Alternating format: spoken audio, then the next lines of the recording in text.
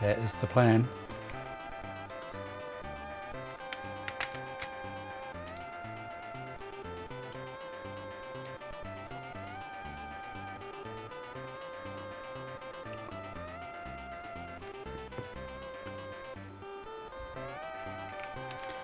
Okie dokie.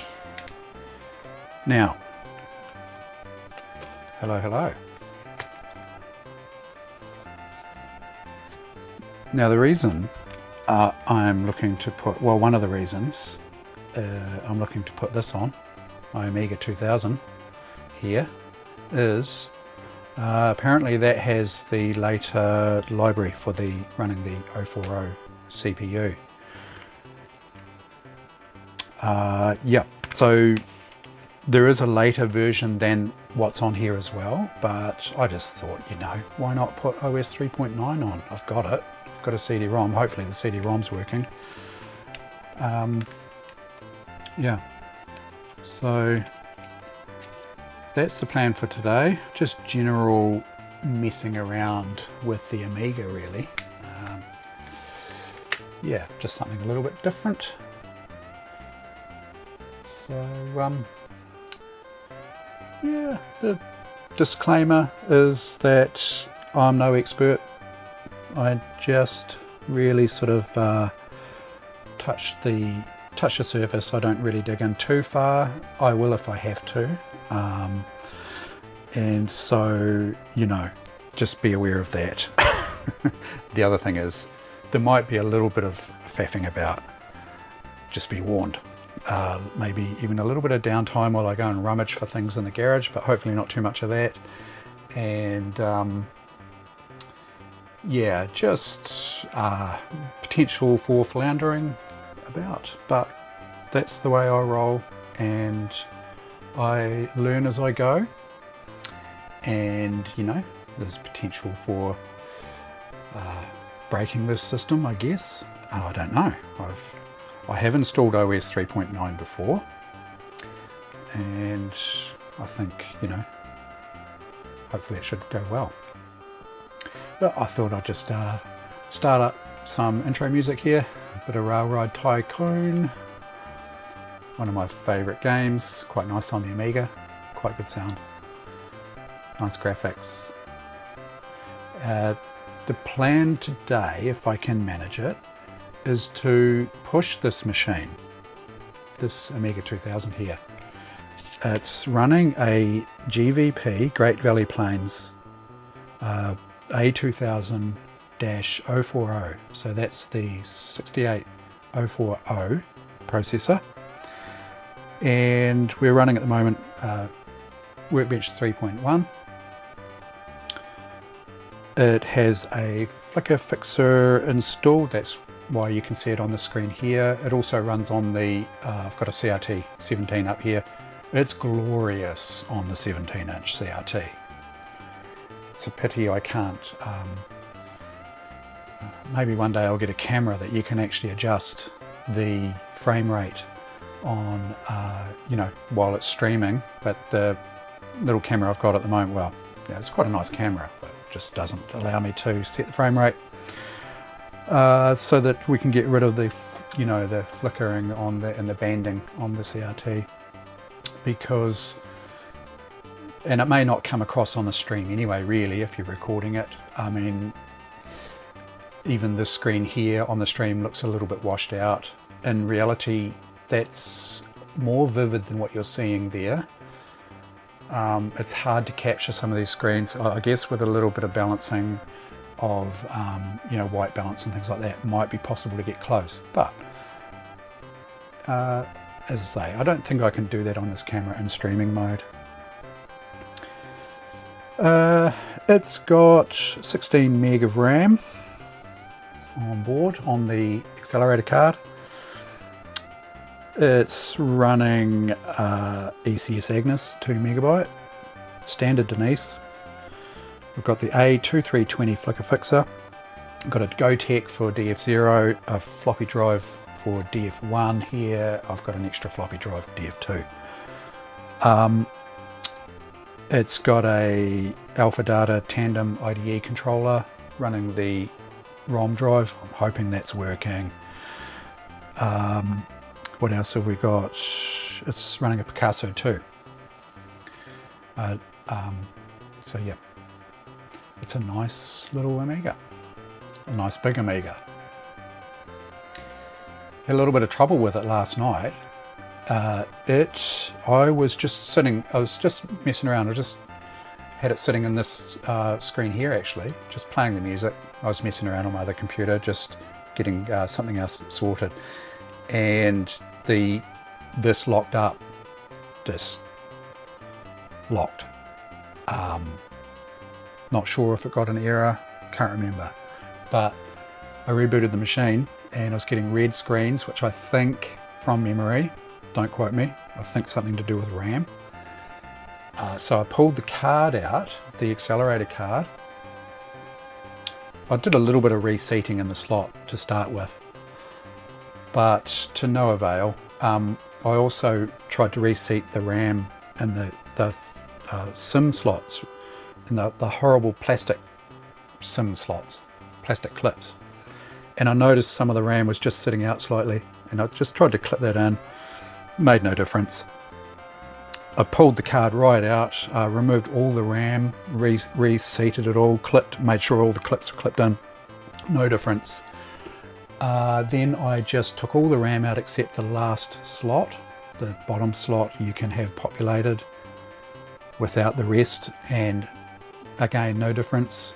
Pulled it out again, cleaned the slot on the Amiga and pressed in, basically sort of reseating all of the socketed chips, put it back in, and bingo, it's working.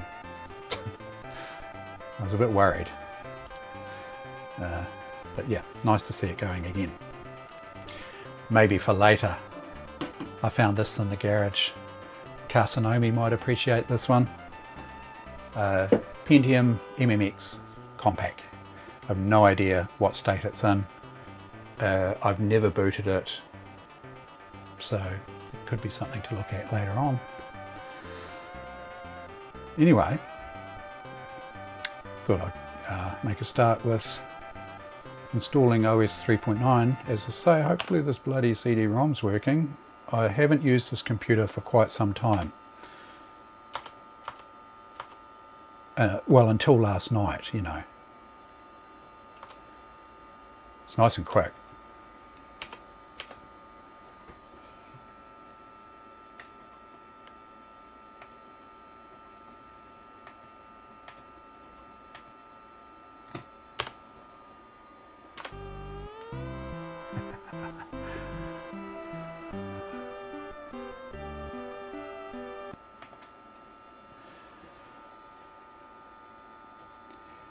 Now, the colour palette on here is a little bit washed out looking, so it might be a bit difficult to see. I'll get you in closer in a second. But yeah, it's even a little bit washed out to, you know, some of these windows here. That background's actually quite nice and vivid. That looks awesome on the CRT. Just great. So let's see if this ROM drive is going to play ball.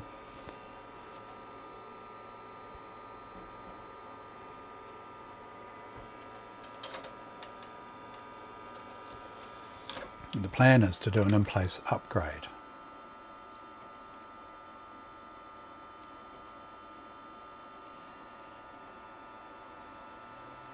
It's spinning up. Oh yeah, here we go. Okay.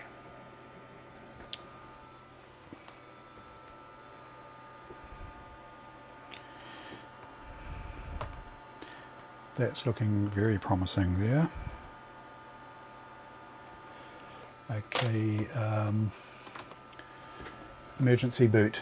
Now, I guess this could completely screw the OS. Get you in a bit closer here. It's a good day, by the way, for doing this sort of thing. It's a bit murky outside. Thought I would stream for the afternoon. Hopefully we don't get too much focus hunting there.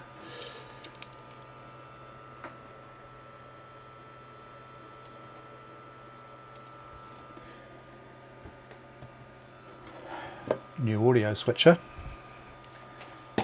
Pretty handy. I've just got it sitting out here at the moment because this cable's too short. But, right, I'm just going to go for broke and see if this will actually do an in-place upgrade. G'day Neo, how you going? I don't even know what the hell I'm doing here. OS 3.9 installation, I guess we click that, yeah. Fingers crossed. Yeah. Couldn't work out how to, do the old stretch-a-rooney on it, so it just defaults to tile. I guess you need the correct resolution file to fill the background, but I'm running this here as, if we have a look at the preferences here, probably a little bit hard for you guys to see, unfortunately. See if I can zoom in without it focus hunting too much.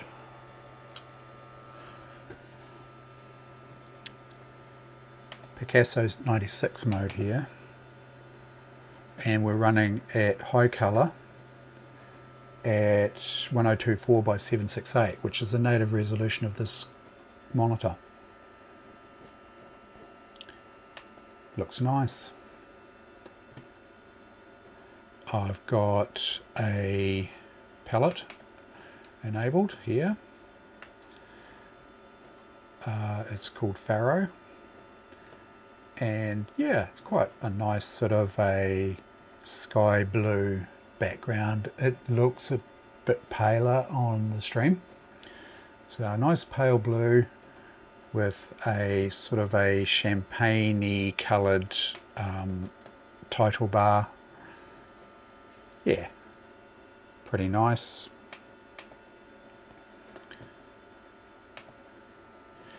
This is a fairly clean install of Workbench 3.1. I haven't really done much with it apart from put Railroad Tycoon on it, Deluxe Paint, some utilities. If you want to have a look at, where is it? Getting sidetracked here, but I mean, geez, I've got all afternoon, so I will probably get sidetracked.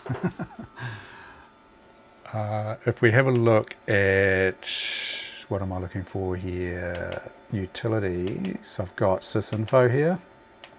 Give you a little bit of info on this computer here.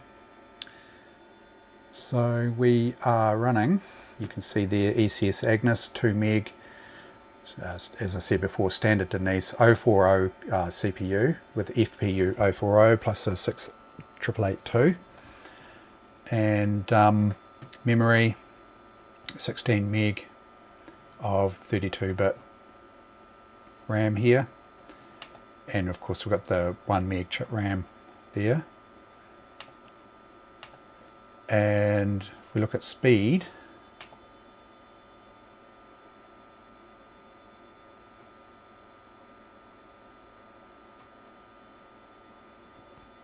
it's doing pretty well. The bottom bar here is an Amiga 4000, 25 megahertz. This 040 is running at 33.3 megahertz. It's a beast. It's a beast. Now if we look at the libraries here, we've got the 68040 here, version 37.3. Now, apparently you can squeeze a bit more performance out of this, and I've just got on my notes here version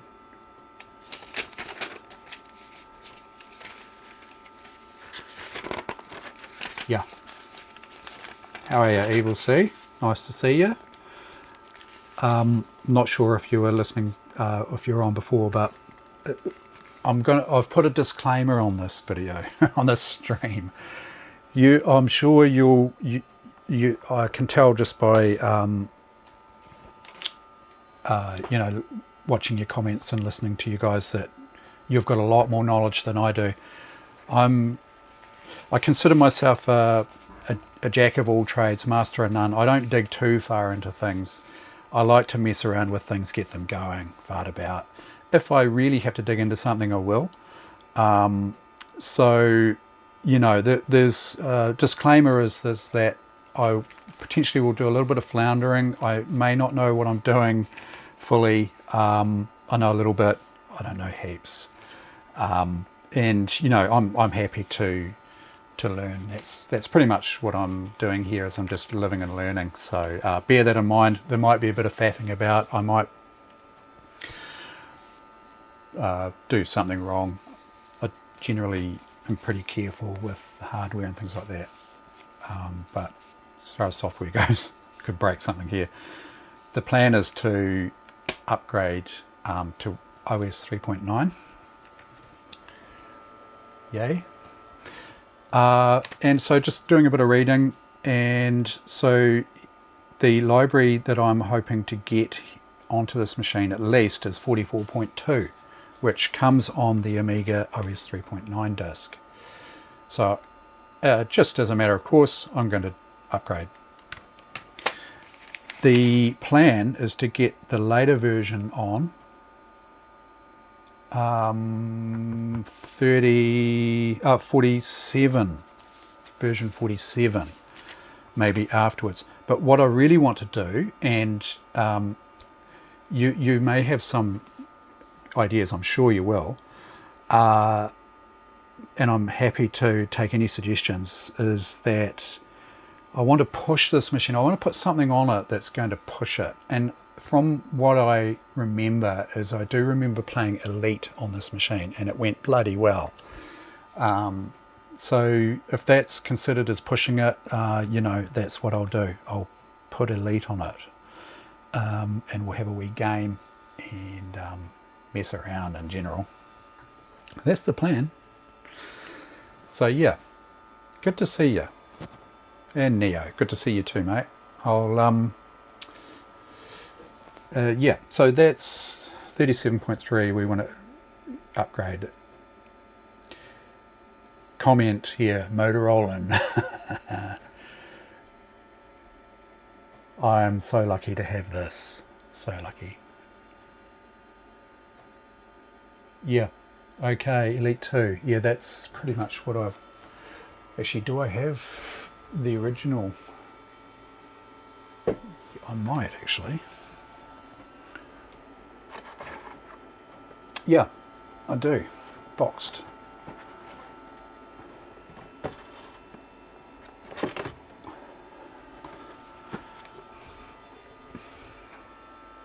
Nah. 1 meg RAM minimum, joystick optional.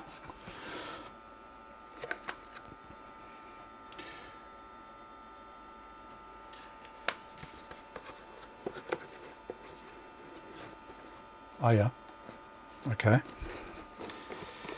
Get some demo action going, that'd be cool, wouldn't it?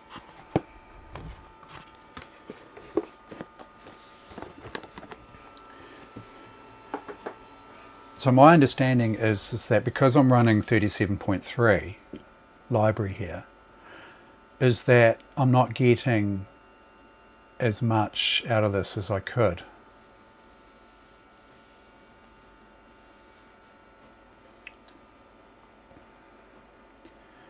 So we've got, actually I'll note down the dry stones just in case something does change. I do have a pencil here somewhere.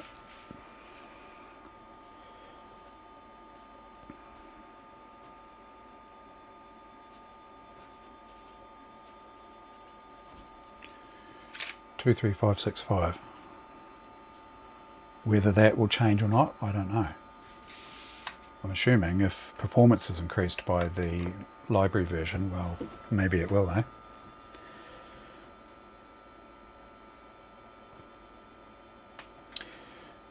Yeah, as I was saying before, I'm very lucky to have this. It came with a whole bunch of Amiga stuff that I bought years ago. And this happened to be, it's not the original card from this machine. In fact, I think this card came out of an Amiga 2500 that I've got. I'll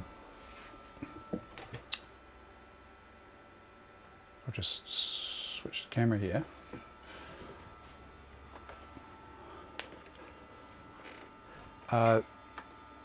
That one second from the bottom is a 2500, and originally, from what I see, that came with an 020 accelerator card, but I think it had the 040 in it.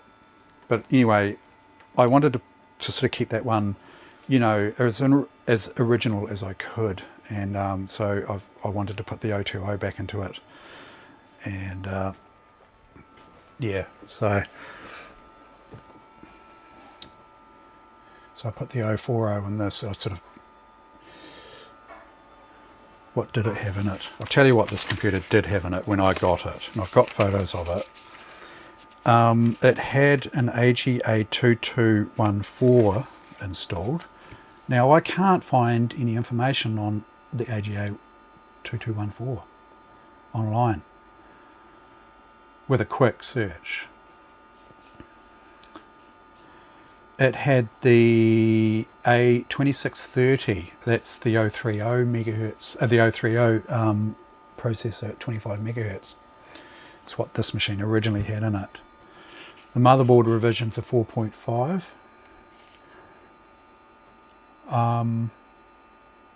Yeah. Oh, and it had an 8-up in it as well. So that's 8 megs of RAM, right? So, yeah. Those bits are floating around somewhere. It could well be in those machines up there. I've got more machines in the garage.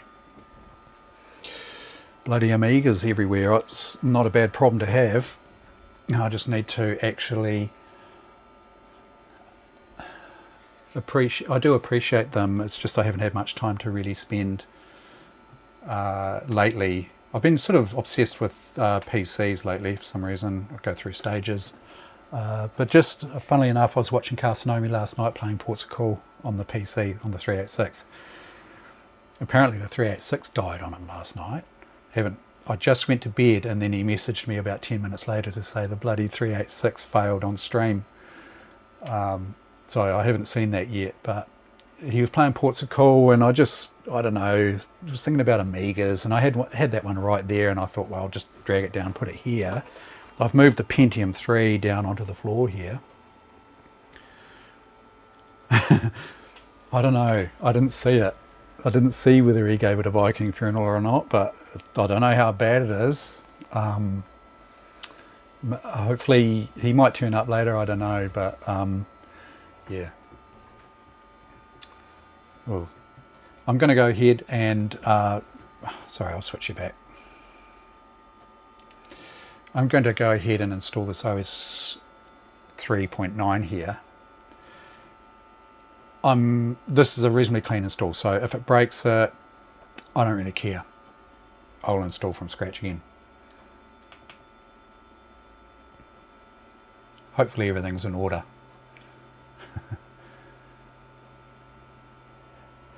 Create an emergency disk. Probably... I don't really think I need to, do I? It's really just so that you can get back into the system if you need to get into the system. Yeah. Well, I could boot off. I've got plenty of boot disks, you know.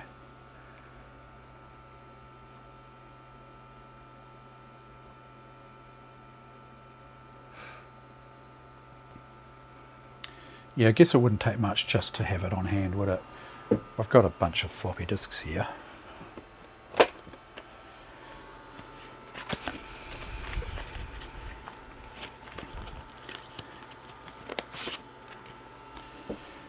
Banshee. I'm overwriting some disks. Banshee. I'm sure it's common. Hopefully it lets me create this disk to a different disk than DF0.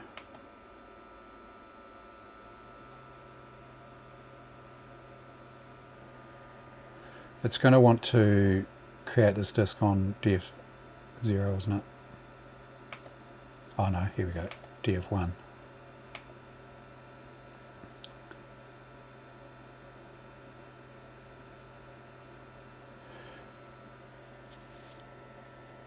Be sure an empty disk, I wonder if it will format it. Proceed. It's doing something.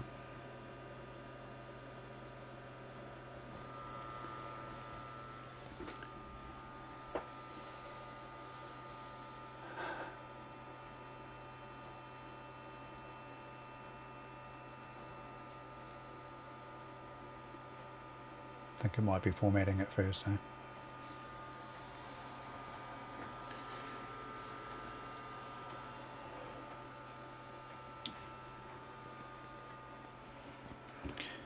I should also at some stage show you, Evil see the problem I've got with my second Amiga A2000. You might have an idea as to where the problem lies once you see what it's doing. I need to really refresh my memory on the exact fail state. I know that's definitely not booting at all. From memory, if the floppy drive's plugged in, when it tries to, you know, when you get the boot screen with the disk in the hand and then it'll try and access the floppy drive, it goes all sort of lines, all, you know, complete utter corruption of the video. Fine lines all over the screen horizontally, sort of on an angle, I think. Funny noise as well. And then, but if I unplug it, if I unplug the floppy drive, it gets to the boot screen, you know. But as soon as the floppy drive's in the machine, connected, it does this weird failure. I've tried a different drive. I think it's the same.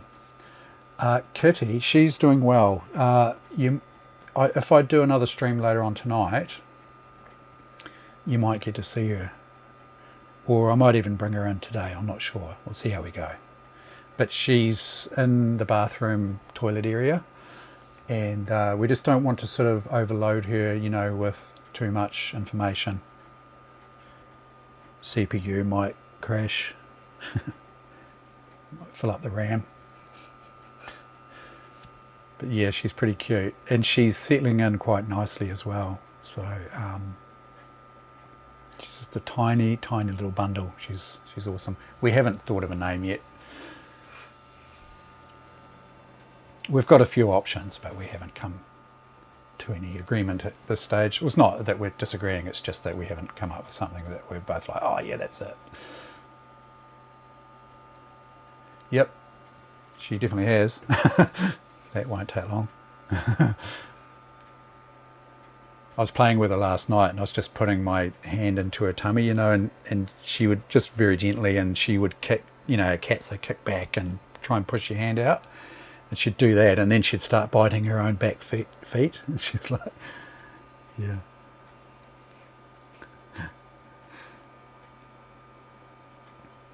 Yeah, she's pretty cute.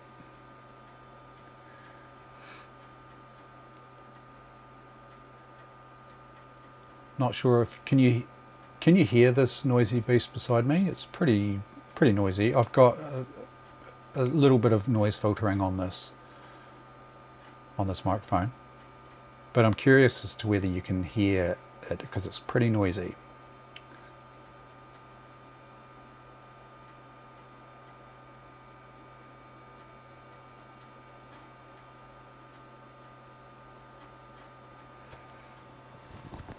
Can you hear this?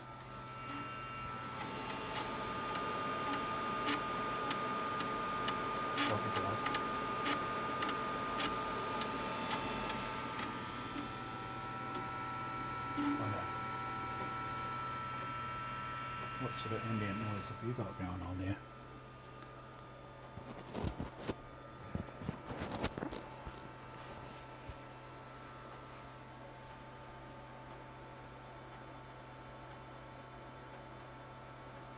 It's copying quite a bit to the floppy disk, isn't it? Picasso 96 stuff from the libs folder. How many bloody disks am I going to need for this? That's the question. When's it going to fill this one up?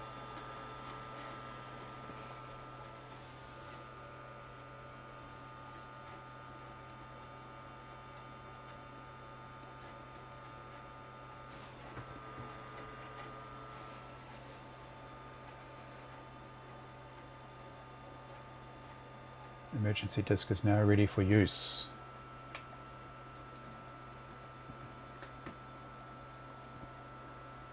Okay, do I have to run that setup again, do I?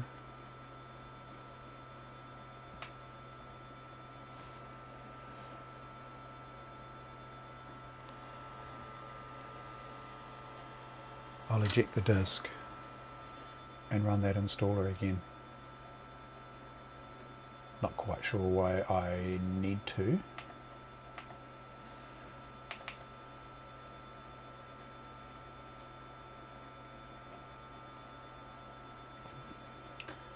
Okay. OS 3.9 full installation over 3.0 or an empty hard drive.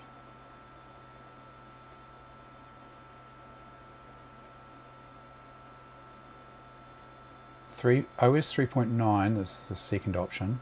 Update installation over OS 3.5. So I want to choose the third option there. Proceed. You should boot from your emergency disk to make the update or full installation. Okay.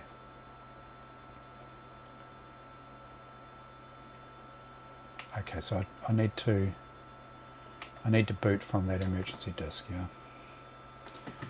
Let's do that.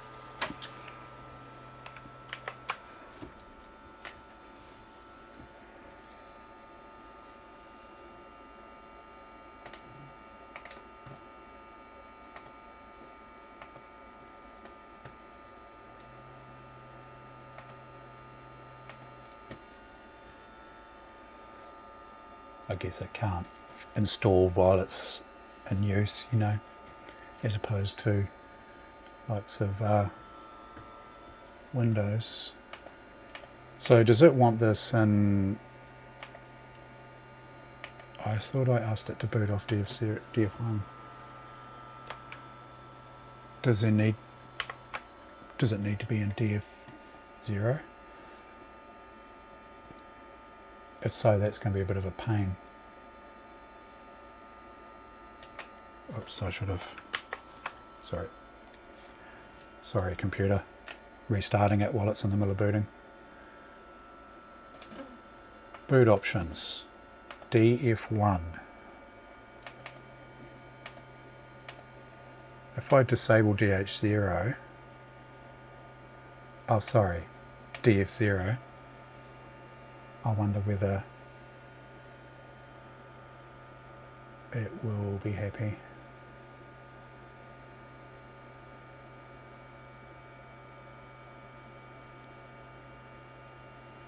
Let's try that.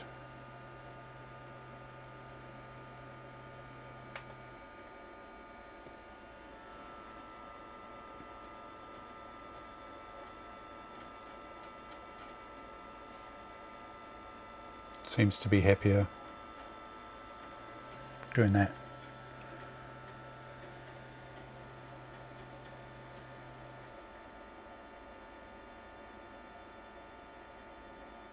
The next question is it going to load the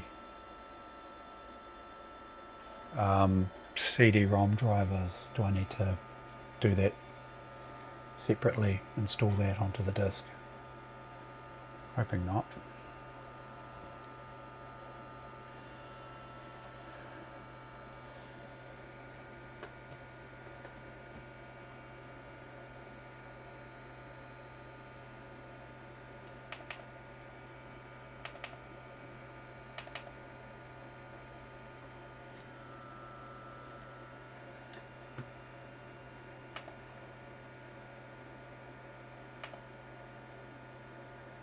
You should boot from your emergency. I thought I had, but it seemed to sort of boot to the... Oh, let's go.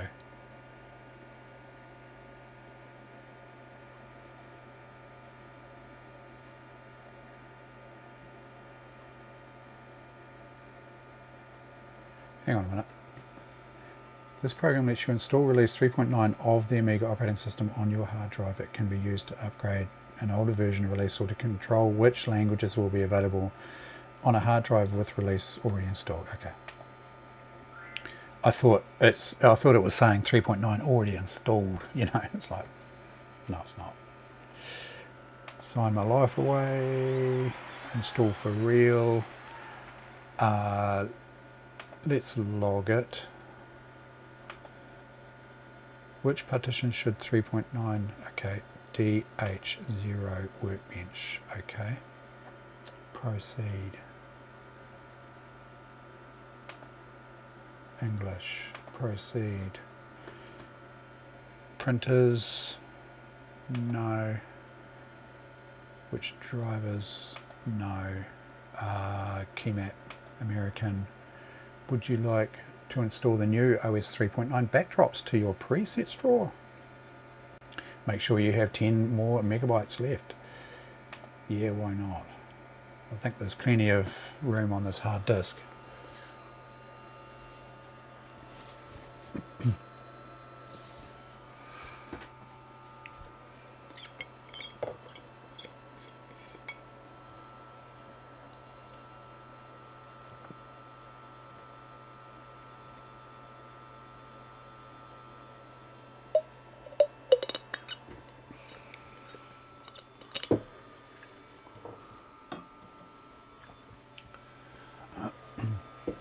Now, that could take a little while, couldn't it?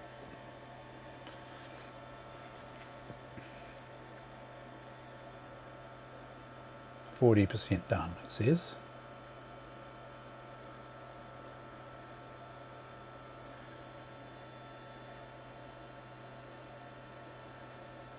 It's either going to fix it or fuck it, isn't it? Well, not that it needs fixing, you know what I mean. It's upgrading the drivers, or the library, effectively. And now I have to remember how to... I've got an LHA file of the later drivers than what's on the 3.9 disk here on my modern computer, and it's basically extracts to just a whole lot of a whole lot of files. Do I guess if I plug in my USB floppy disk drive and format, put in a, is that going to work? Put in a formatted blank floppy, physical, Amiga floppy, will Windows 10 read it? I doubt it.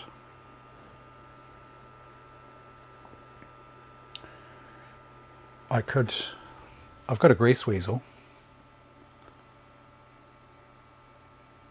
Can I write...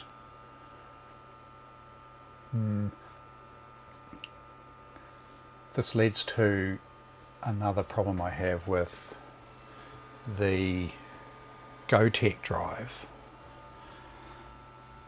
If I have, for instance, a blank or a disk, let's say I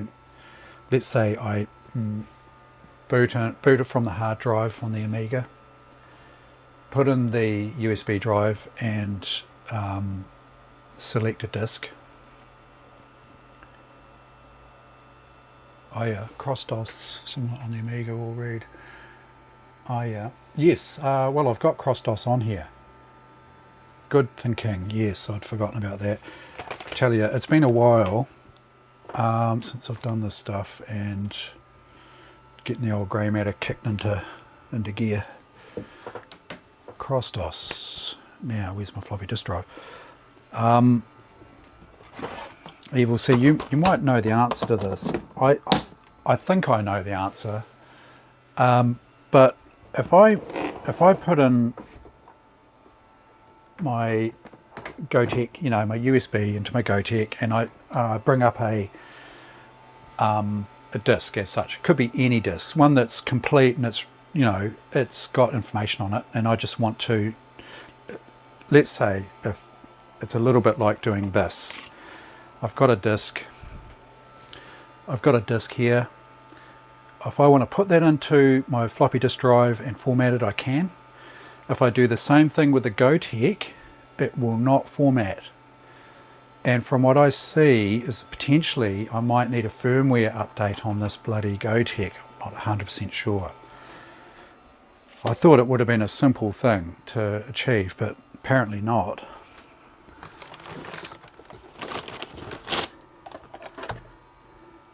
Well, I'm just sort of wondering if you've found the same thing, had the same issues with it.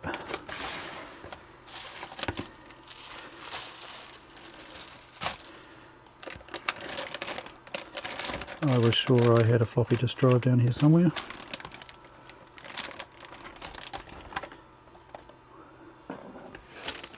Oh, is it?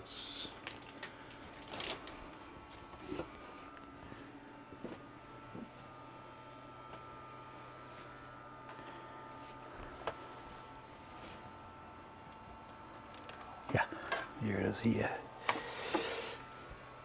And I have to format this 720K, I think, from memory.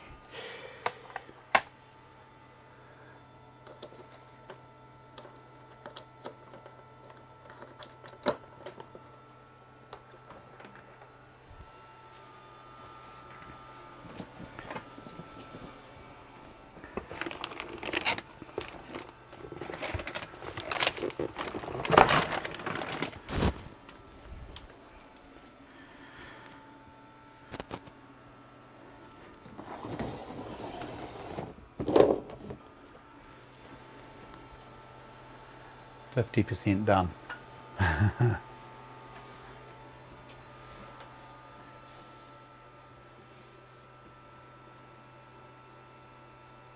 Yeah, g'day Casanomi. How you going? Yes, OS 3.9. Just because I can and I have it. The OG, not the OG, it's an original, you know, retail version, I guess.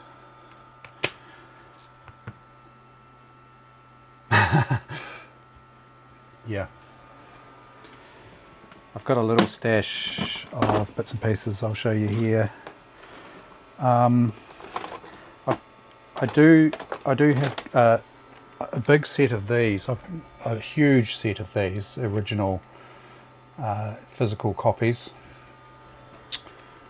You know, not that you really need them these days, but I'll just show you some of the bits and pieces I've picked up. Original, not skiting or anything, just showing you, you know. CD32, CD TV compatible. I know you've got a CD TV, haven't you, Cassie? I think I've heard you mention it. Speaking of jealousy, that's something I don't have, is a bloody CD TV. Where can I get one of those?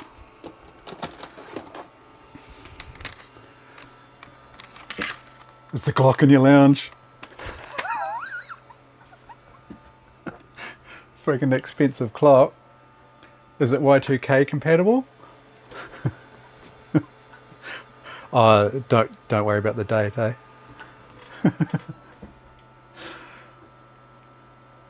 To enable release, you must reboot your Amiga. Remove all disks.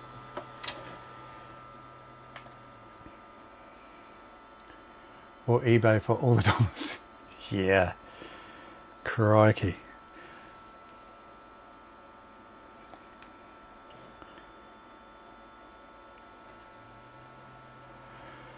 I've got this auto mod on.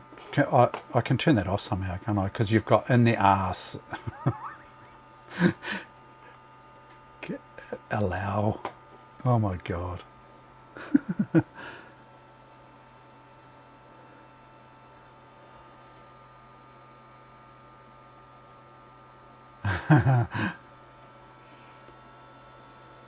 Right. It's working. Yeah, it was in the arse. I didn't like in the arse. Workbench for 45.1. Now, let's see. Oh, look at this. It's different.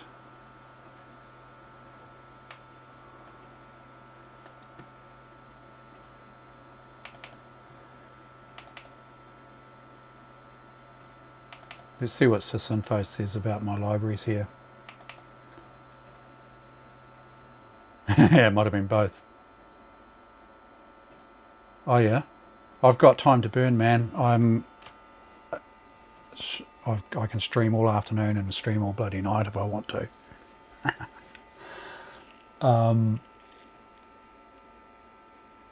Yeah, I'm quite keen for just eking as much as I can out of this lovely beast. So just to catch up, let me just double check this.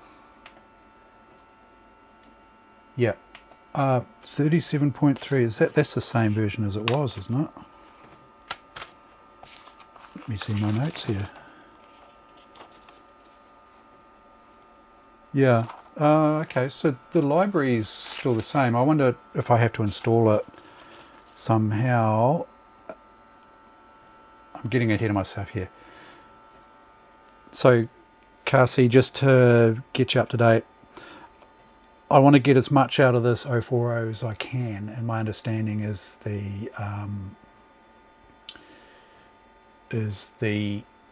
I need a better library for my 040. And the suggestion is to install emulibs 68040.library version 44.2. Now I'm not sure if I'm reading the right thing here, but if I look in system info under the 68040, the library version is 37.3, and there's a mention that version 44.2 is on the 3.9 disk, or it comes with 3.9. But I'm not sure if I'm reading this right. These versions here. It has to be, right? It's got to be that 68040 there. 32, that there. 37.3.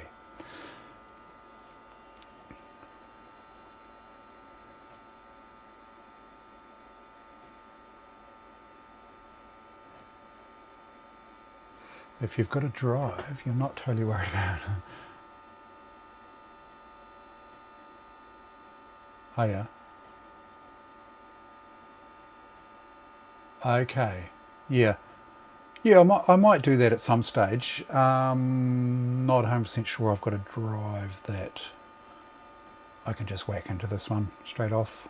You know, I probably do have it. I do have SCSI drives, but yeah, that might be a little project for sure. I mean, this 3.1 install was pretty clean.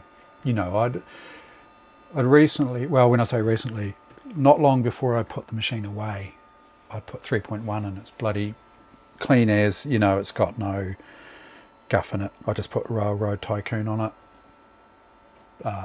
deluxe paint, and installed the Picasso drivers and things like that.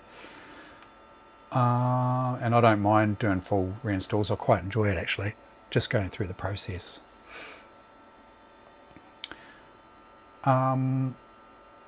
Yeah, so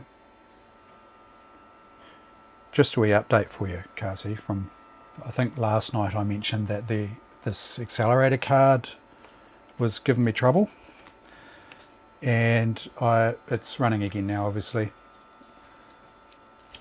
Long story short, basically I think what sorted it was potentially two things. Cleaned the slot that it goes into, the fast CPU slot on the Amiga motherboard, and also reseated all the chips, all the socketed chips. Just pushed them down. One of them was sitting out a little bit, clicked it in, bingo, it's all good. I had the RAM out of it and put it back in as well, but she's all happy now. What's the story with your 386? Is that serious? I haven't looked back at the footage.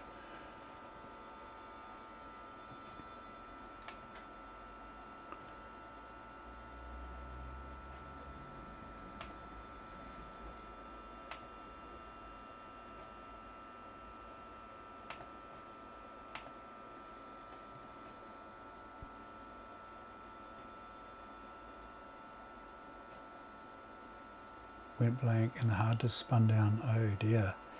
And so have you made any progress? Have you spent any time on it at all, or? Oh dear.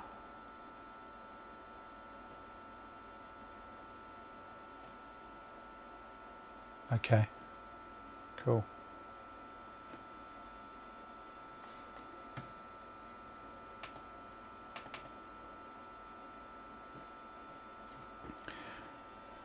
What I can do, by the way, if I want to skip version 44.2, which is apparently on this OS 3.9 disk, is I can jump straight up to version 47, I think it is, which I've downloaded from Aminet.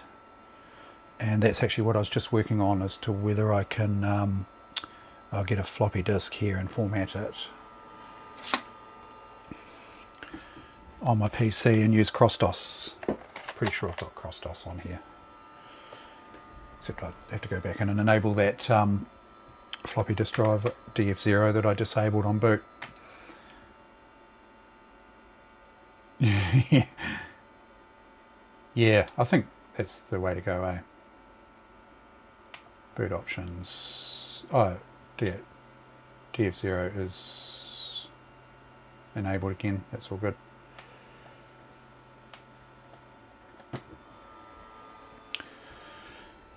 Rightio. Format a disk. Now, sidetracked again. Oh, hey, look at this. Do you want one? Grolier Electronic Cyclopedia.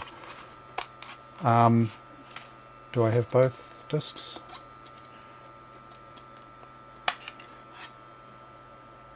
Looks good.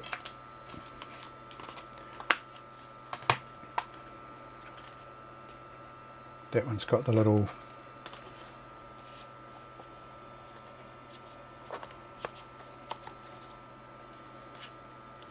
that looks good.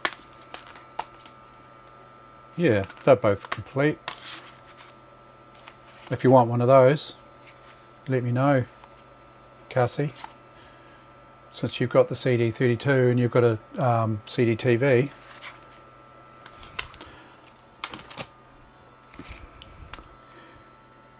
Network CD, Network CD2, two Super Frogs,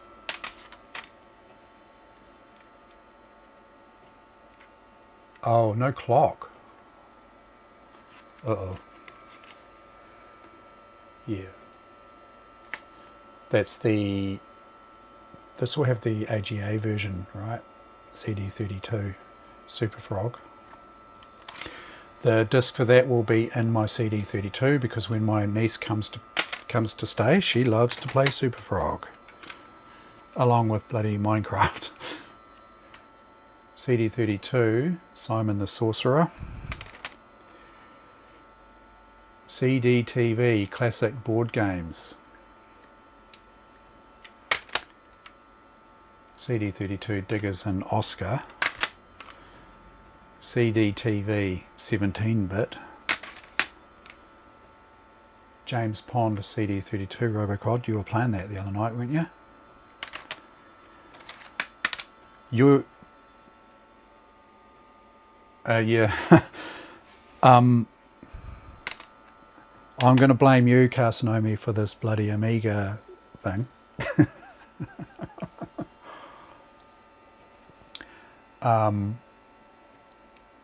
Yeah. Oh, crack it out at some stage.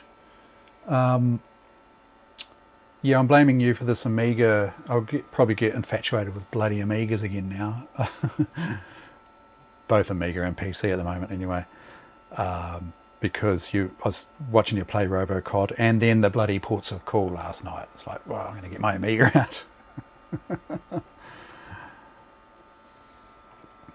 out. What else? Oh, do I have a double up of that? Network 2 CD. I might have double up of that. Yeah, I do. Network 2 CD. Oh, not sure where the disc is for that. Oh, only one disc. Wordworth Office. Awesome. Yeah, that's just a few I've got in this box here. What else have I got? I'm slowly in the process of consolidating things so that when I go into the garage, you know, I know roughly the area to look at for all the Amiga discs, all the, you know, Amiga hardware, peripherals, things like that. Best I can anyway, so that I can track stuff down fairly quickly. Okay, sidetracked here.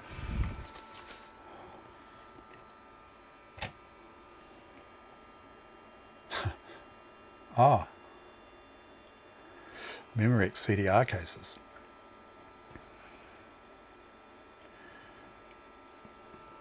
If I've got any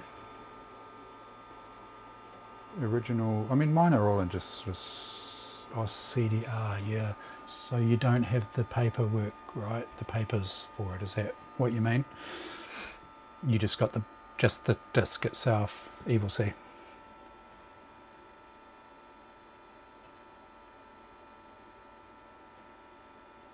Oh yeah, that would be a neat little thing to try, wouldn't it? I think you call it, what do you call it when you're doing something weird like that? MacGuffin? I don't know. You have a name for it. Shenanigans? Okay, let's just get a floppy disk formatted here so I can use cross-DOS. Here's a little bit of background music while I get that done.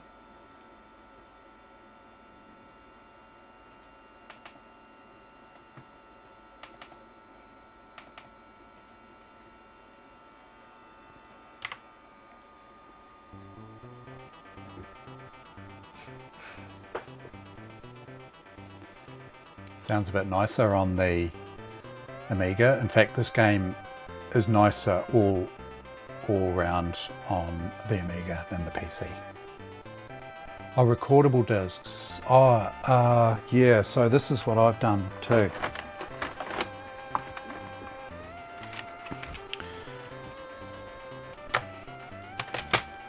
For my CD32, yeah, I haven't labelled them yet. The big six, you know, Lemmings, da-da-da. Lots of fun to be had on the CD32, that's for sure.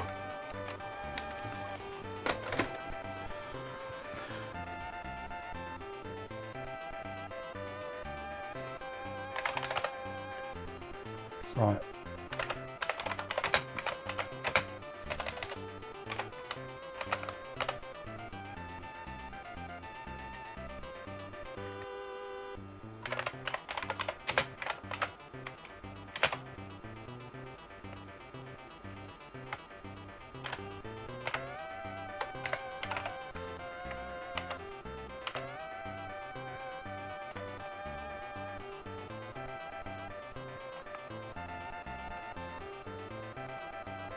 Not sure if you guys remember, but probably quite early on in my streaming, I was having trouble with the floppy disk drive on USB floppy disk drive on my main computer, and I figured it out in the end. And it'll make you laugh, because I was making assumptions that I shouldn't have been, and that the company I got this computer from, they kindly gave me the PC with Windows on it. They just gave it to me because they chucked them out. It's an i5, it's nothing flash, with a pre-installed Windows on it, and I thought, well, you know, these guys, they'll disable fast boot, right? No, they hadn't, and I just assumed, because when I was working there, we always disabled fast boot on Windows, and so I just assumed that that's something they would have done because of the image that they used to, you know, deploy these things. Turns out that's what was causing my problems with the USB floppy disk drives. When I was plugging and unplugging it, it wouldn't pick up after a while. And bloody computer needed a proper reboot, didn't it? So, yeah. Never assume. It was simple issue to get around.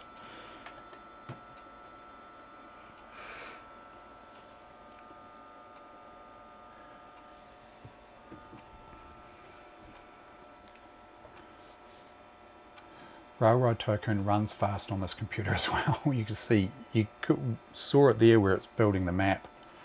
You know, I mean, what was I playing it on?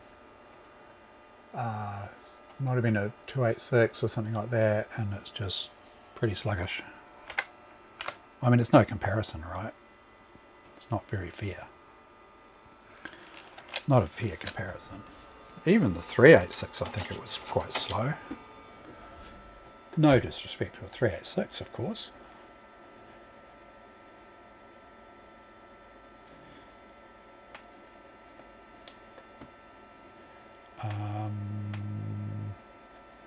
Now, where I did have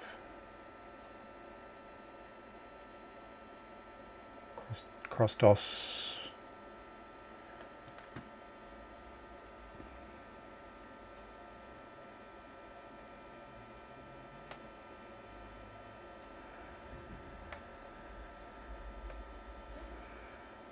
It's not hiding under this, is it?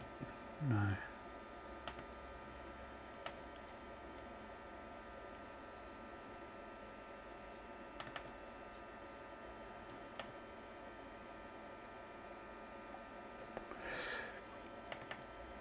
Storage, isn't it? Storage. DOS drivers. Trying to remember. PC 0. Don't I have to do something with that? Jeez, it's been a long time. I have to copy that somewhere, don't I? PC 0. Place it somewhere from memory. Yeah. Well, it doesn't appear so, does it? Devs, yeah. Let me check devs.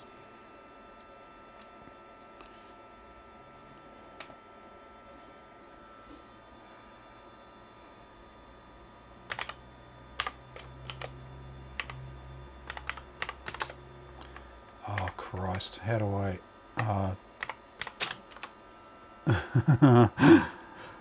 Don't laugh. I'm rusty as buggery. DH0. Thank you.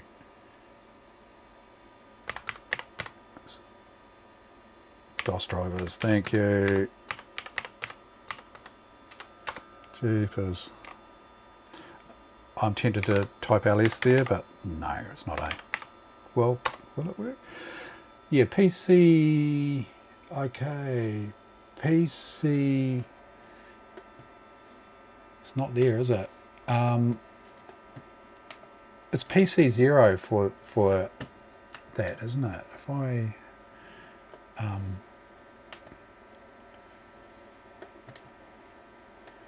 trying to remember the bloody path names now. Workbench. DH0.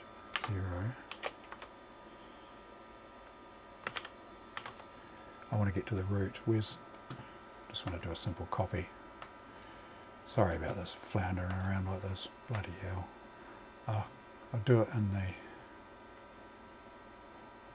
Actually, that's just the icon, is it? Show all files.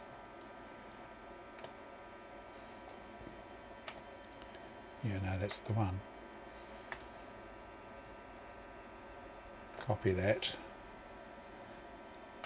Oh, man.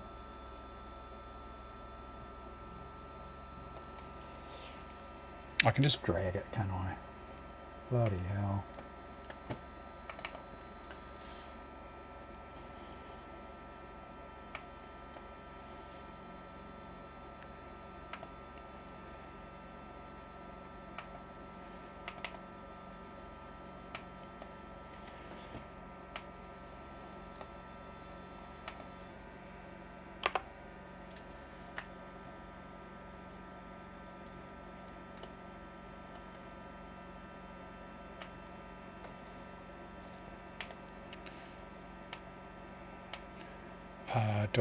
I think I have to do a reboot, don't I? Man, I've got to get up to speed on this OS again. Crikey.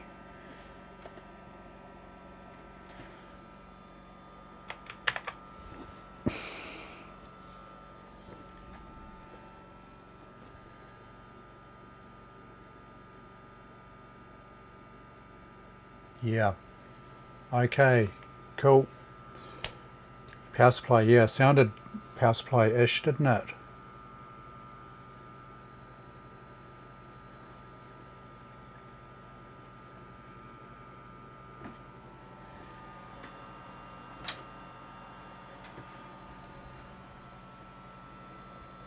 Okay, so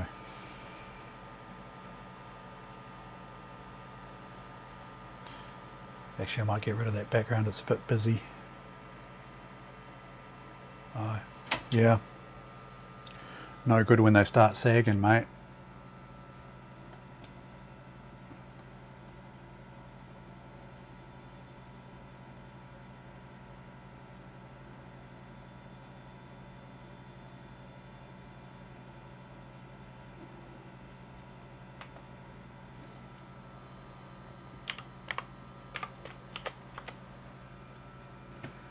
Have I got that right? PC0. Oh, hang on a second. It's PC1, you dickhead. Jeez. I don't know. Tell you what.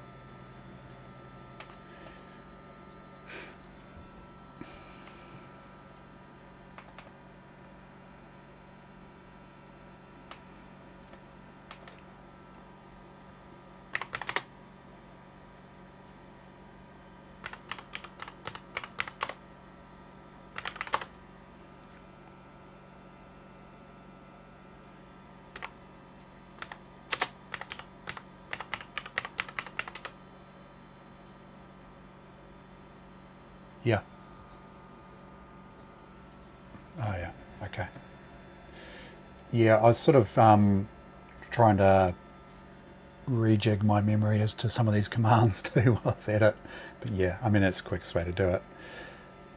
So we go from storage, DOS drivers, to devs, DOS drivers, and we should just drag that straight across if I don't already have it.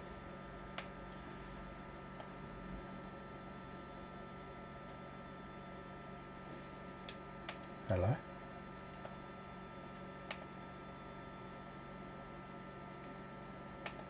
Am I missing something? Oh, it's already there.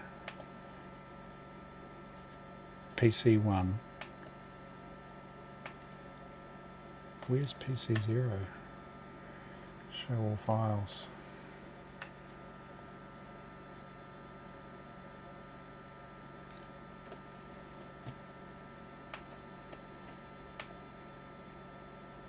PC one's already there, so that's what it's saying. But where did bloody PC 0 go? That's because I dragged it out into here. Thought I did.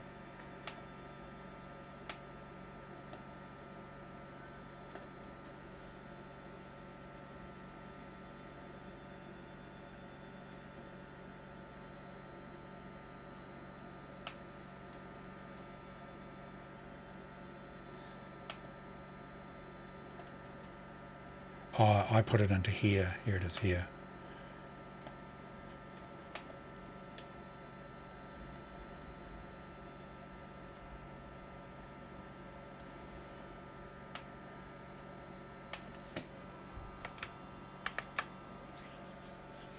Yeah, I did.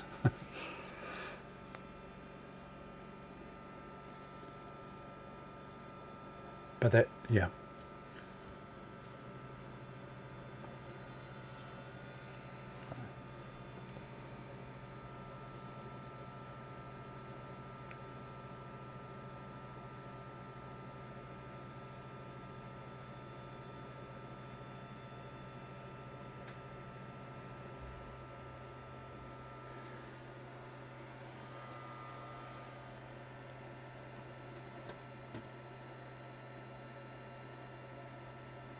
Do it.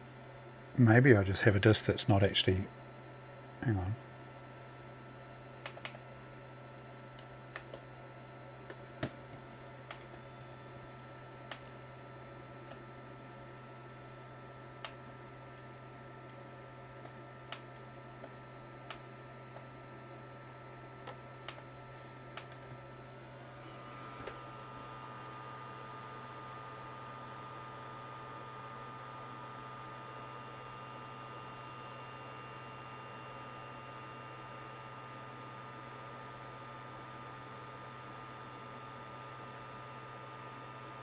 Yeah. Yeah, 720K double density is what I formatted it. So the format command I did on the PC was format A:/F. Not sure if capital is required, but anyway, :720 on this disk here. And I just dumped, let me just double check the drive is working. I think it is, because actually the drive light's on solid.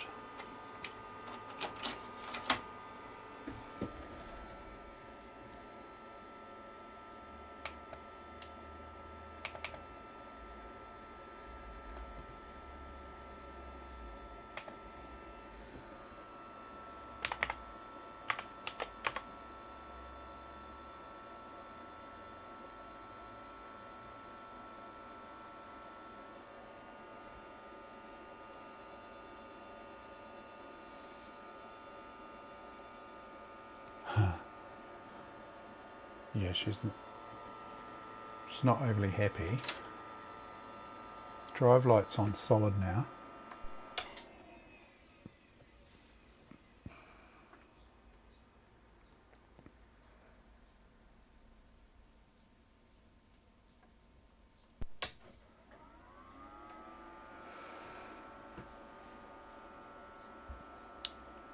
Yeah. That would have been a good option, wouldn't it, to try swapping those over. The oscillator or the crystal, yeah. Good place to start, isn't it, if your clock's not happy?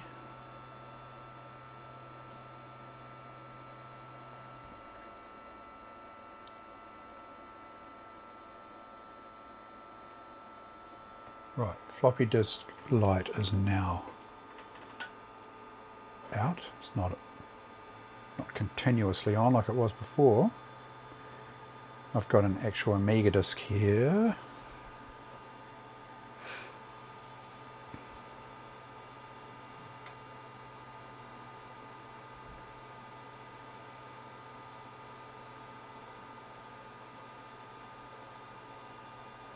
I'm going to get rid of that background, it's distracting me now. Disk is in, this is an Amiga floppy disk.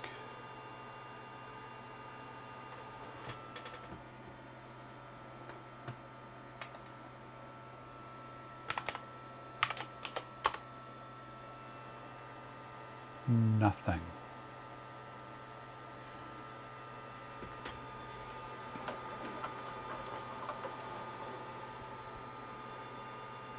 Oh, this is a pain in the ass, isn't it?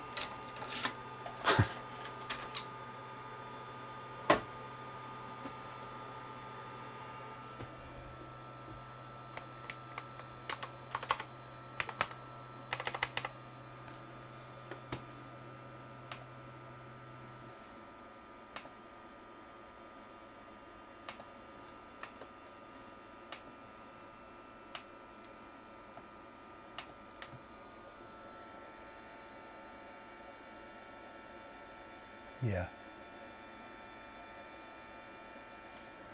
Yeah, this wallpaper's a bit, I just sort of messing around, but it's a little bit, oh, the computer's locked up now.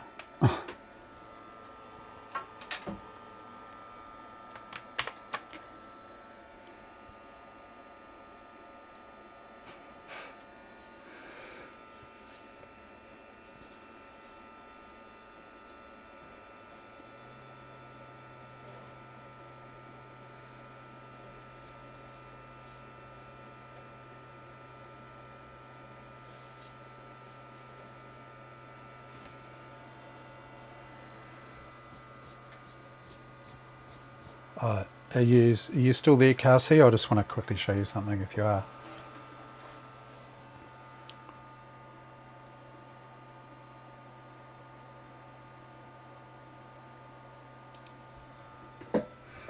I dragged this out of the garage. I know you like these. MMX Pentium. I have no idea what state it's in. It's been pulled straight out of some company. Not even tried to fire it up. Yeah, pretty cute, hey?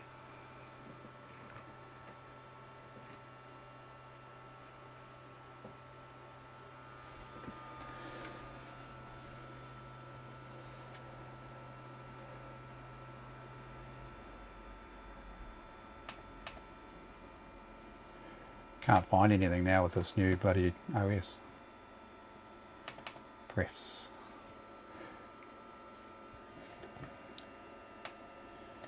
Actually, was it here? It was actually under here, I think.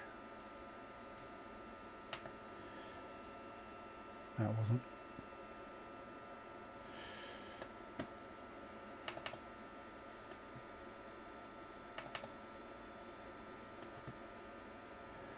Workbench pattern. Picture. No. Pattern. Here we go, that'll do. A little bit washed out looking.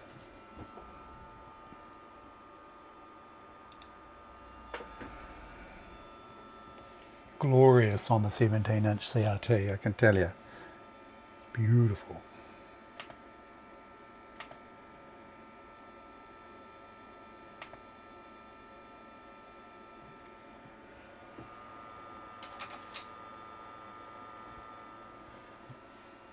I should have a DF2 here, right? Because I've got... No, doesn't like it. Is that screwed up? Yeah, it seems to go out to lunch when I try and access the DF2, which I've got an external disk plugged in. Yeah, I've got DF0 as my GoTech, and I've got DF1 as a built-in drive here, and so I'm assuming DF2 is this floppy external here. It's running a Picasso 2 and a flicker fixer, which is an A2320 flicker fixer. See, I can't kill this process now, this shell process. Nothing's responding.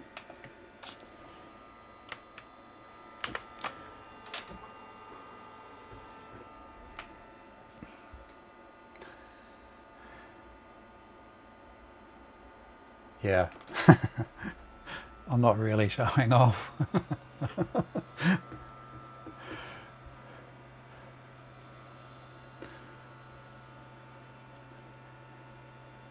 I like it. I like showing people stuff that I've got. It's, I don't know. It's kind of like having some mates around, isn't it? You know, and you just, oh, look at this. This is cool, eh?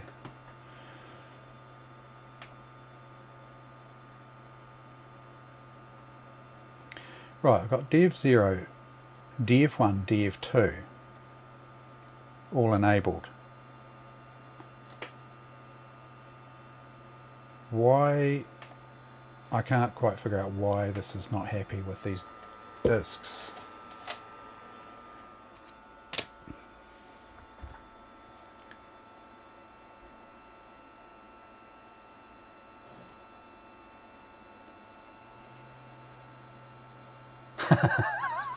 Skin on the peanuts and the rocking horse spoon.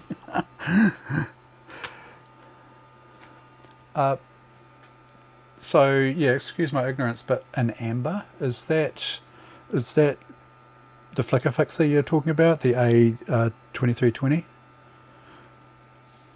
or is it the Picasso? Yeah, yeah. Okay. Yep.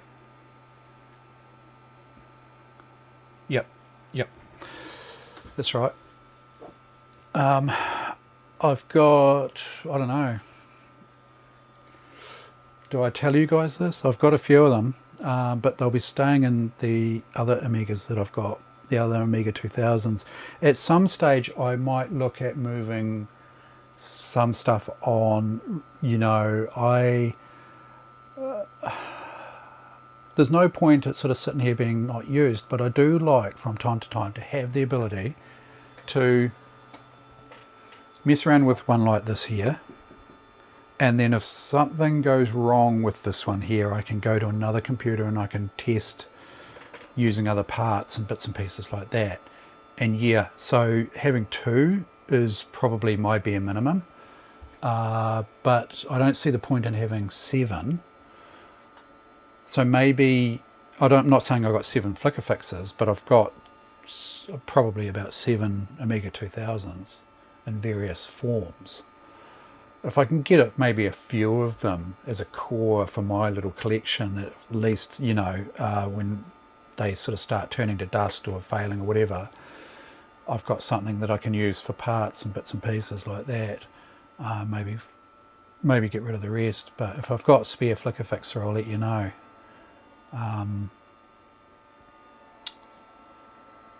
I've got a bunch of other bits and pieces in the garage there too. I really need to, say, consolidate them properly because they're just sort of strewn around the place a little bit.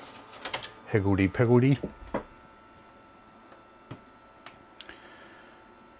Have I done something to upset this machine by... See, DF0 says unreadable. I'm tempted to put those files back in there, get back to square one with this.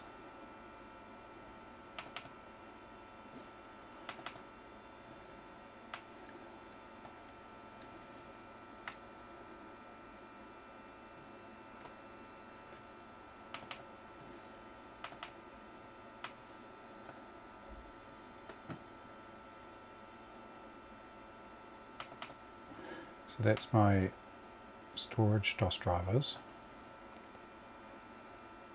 And if I open dev's DOS drivers, we have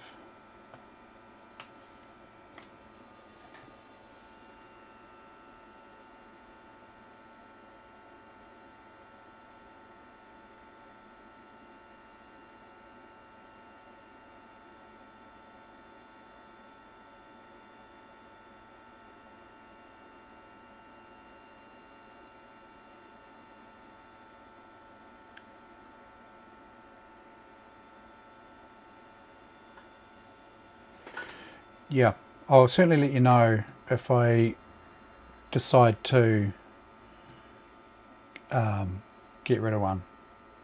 But at this stage, I'm not sure. I really need to sort of do a stock take as such on what I've got, what I haven't.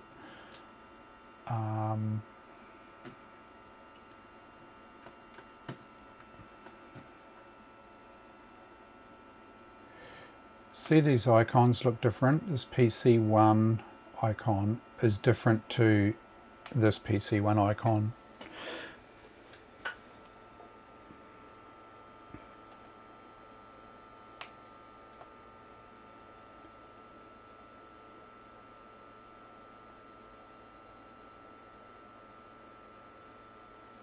Oh yeah, okay. Let's, well, the thing is though, is the floppy drives aren't actually working. Well, yeah, DF1's not working, DF2, that's why I'm rebooting this computer all the time, is because it locks up the, you know, if I go to shell here, and I just DF1, right? There's a disk in the drive, it's an Amiga disk, as far as I know. No light, no nothing. And then it just hangs like this, and I have to reboot. I'm tempted to try and get back to scratch with this, with these drivers here, you know, put them back, start from scratch with them. But she's gone out to lunch again.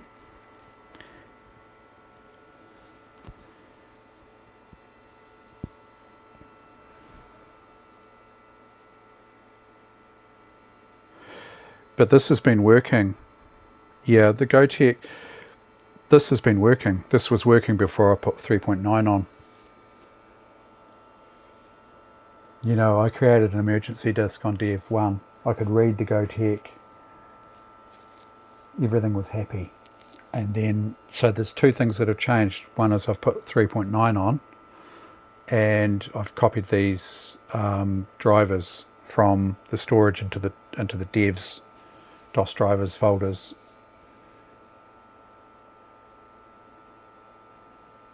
It was working before I put 3.9 on for sure. Even the cross DOS was working before I put 3.9 on.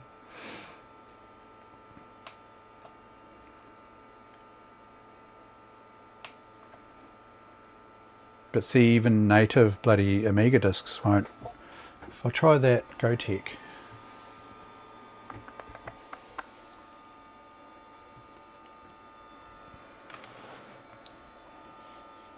where did I put the USB drive? Actually, I'll be back in a second, guys.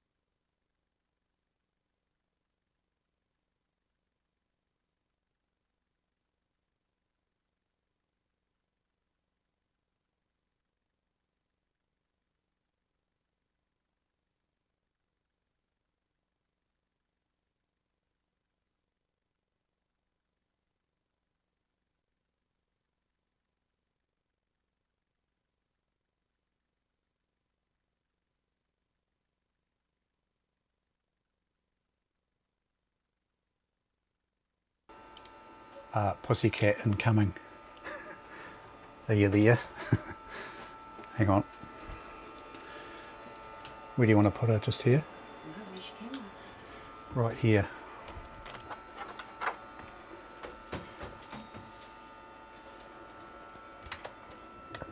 Will she fit? Door front, door out this way? The door's towards you. Aye. Ooh.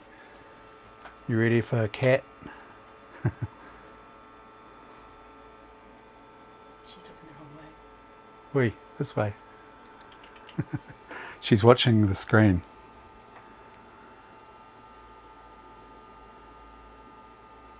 Yep. Ginger Fluff. We thought about calling her Minge, but that didn't go down too well.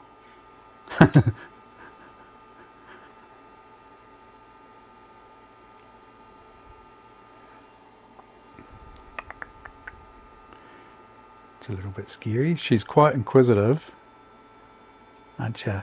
You just want to have a look around. She'll get lost in here. Say hello to Carsinomi and Evil C. Ooh, you really gonna... She's dying to get out. Righto. Can we take her away? Stimulation overload, I think. She's just woken up, so I'm surprised she's that active. What's that? Complaining about her cat being mad about an automated feeder. His name Clawmedia. Clawmedia. Mum's it's called Claudie. Clawmedia. Okay, the external drive isn't a new addition. No, it's not.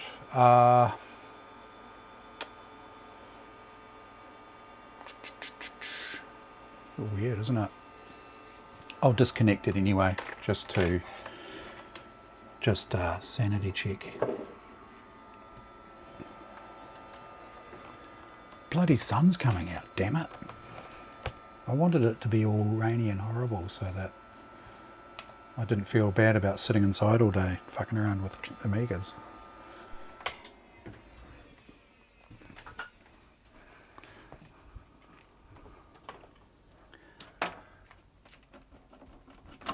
Right, DF2 disconnected.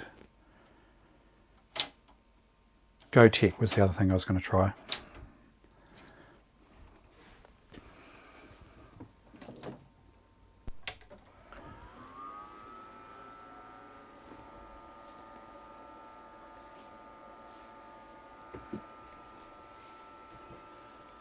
Yeah, the cat's extremely curious.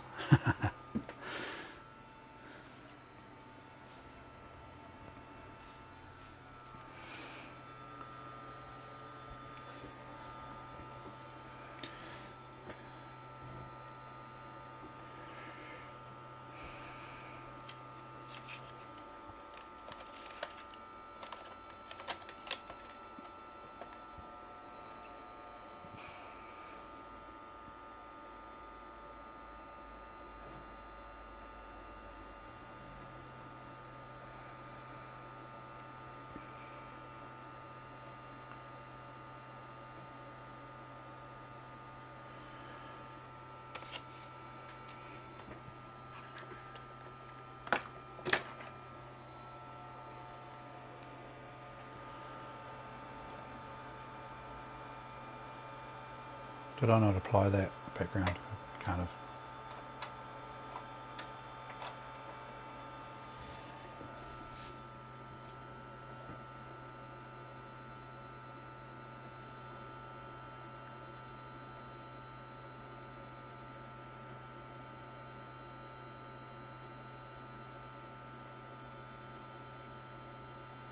Oh yeah, it could be worth a look at as well. But even the GoTech's not happy, I can see. I mean, this was working. I definitely have, this was working. Let me fix this bloody background.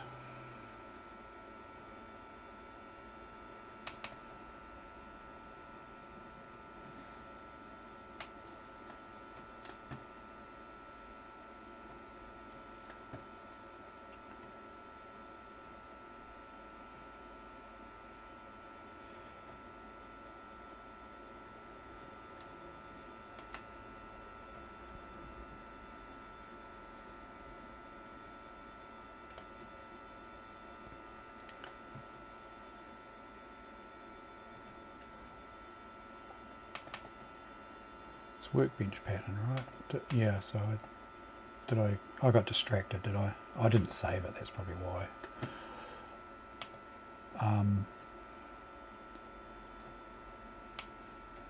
So every time I try and access these drives, the bloody thing goes out to lunch. You can see PC0, DF0 unreadable, and that's my GoTech. So I'm tempted to take the drivers back out of dev's DOS drivers, right? Because that's where the cross DOS. So if I just move that back there, PC1, I don't know, will it even go? Is there already that drive there? There's already a PC1 there, and there's a CD0. But see, these icons are different. I didn't really take much notice of them previously, to be honest, but if I rename them,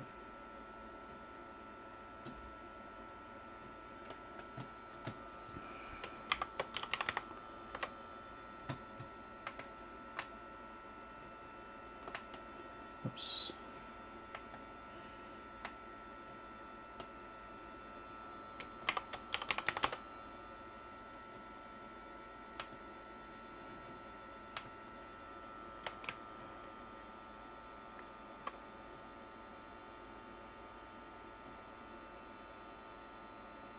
Yeah, right, okay. Yeah.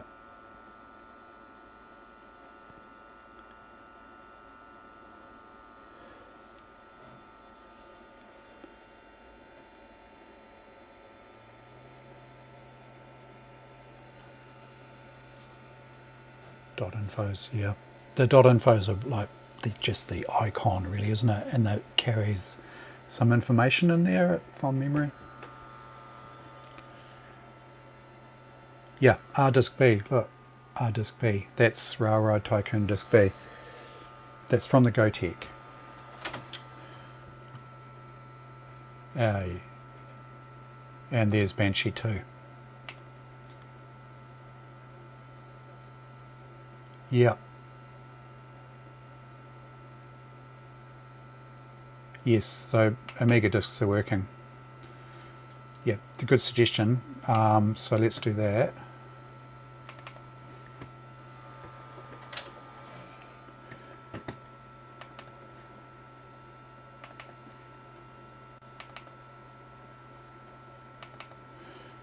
So I want to take it from storage to devs, yeah?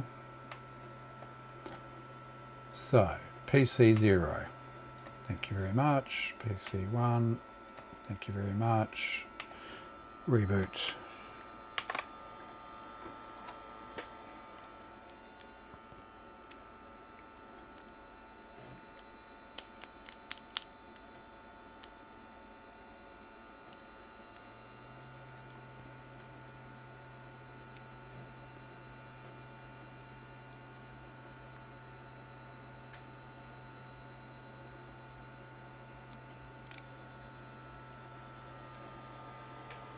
Oh, look at CD0, because it's renamed. I'll name that back. Okay, Amiga disk and Dev1. It's working, okay. DOS disk. DOS disk. Let me just chuck those libraries on.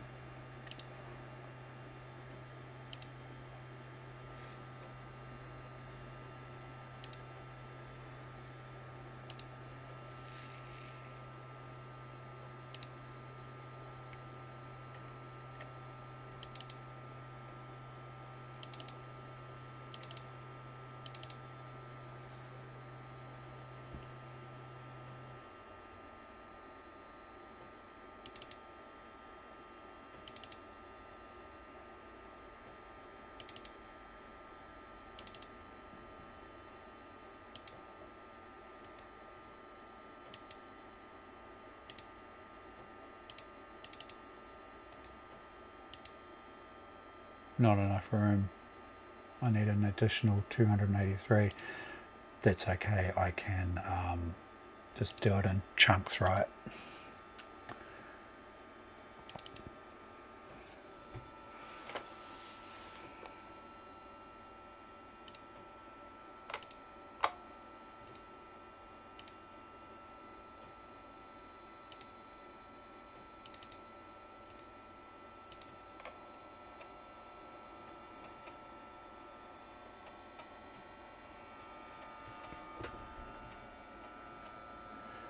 I wonder if the CD-ROM's still accessible.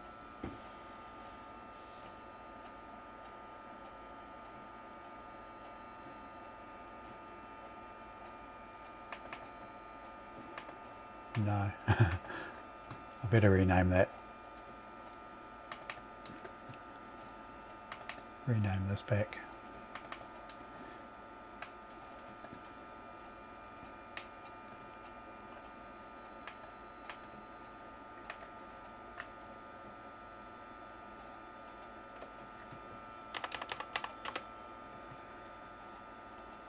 Next reboot will sort that.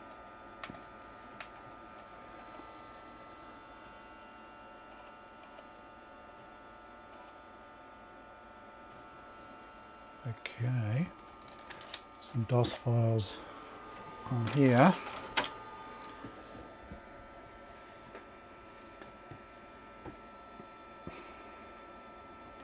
Here we go, cross-DOS.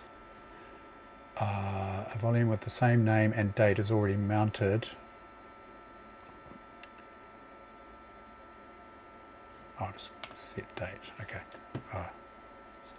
It's a little bit screwed up here, is it?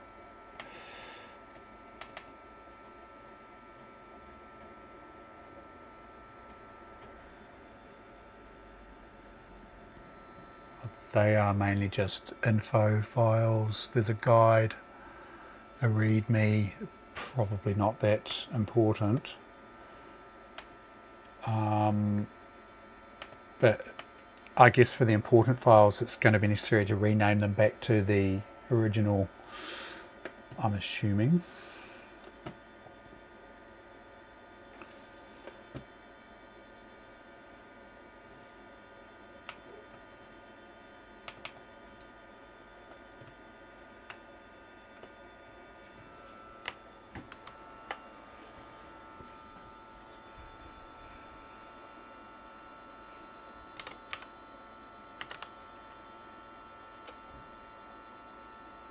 Oh, I better not do that, because that might interfere, will it? That name.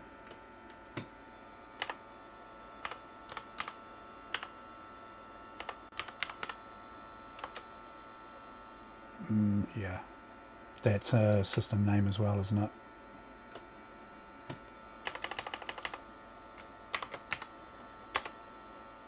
I don't know, that'll do. Not sure whether it's going to be a problem or not.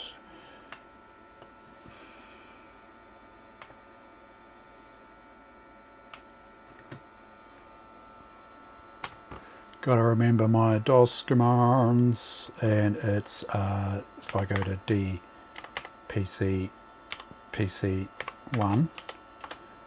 and we'll just take so copy. It was something like hash question mark, wasn't it? It's like star dot star to DH1, I think that was.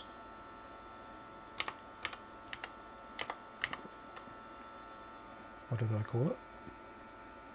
Lib underscore S.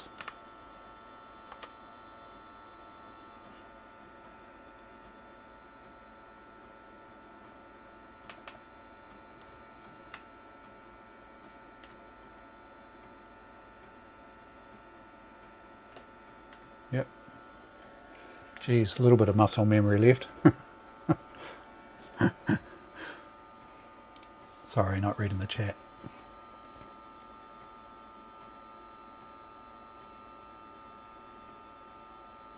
Okay.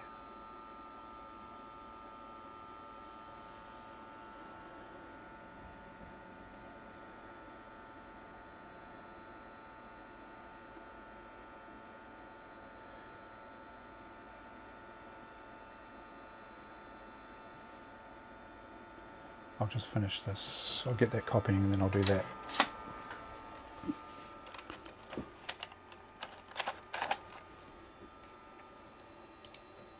Get the rest of these files copying.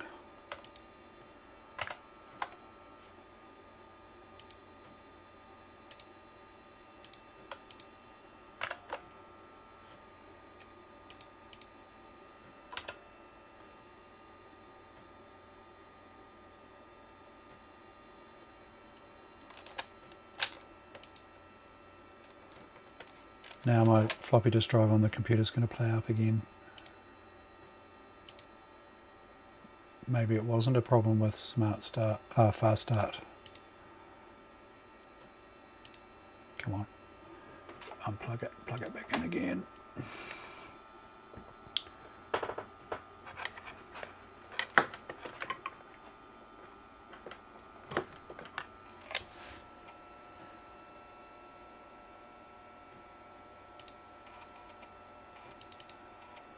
Yeah, plugging and unplugging worked.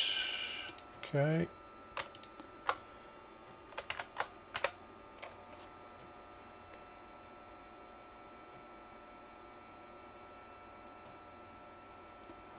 And then I'll just get this copied, sorted.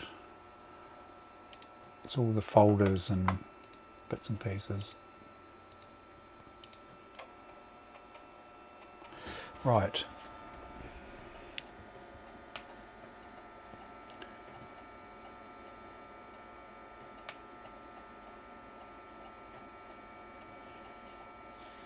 I guess I could have just copied the file that I needed, right? I'm just grabbing the whole kit and caboodle here.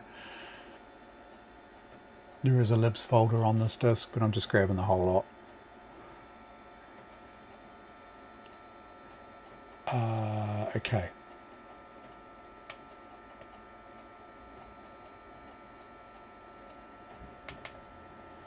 So, devs, DOS drivers.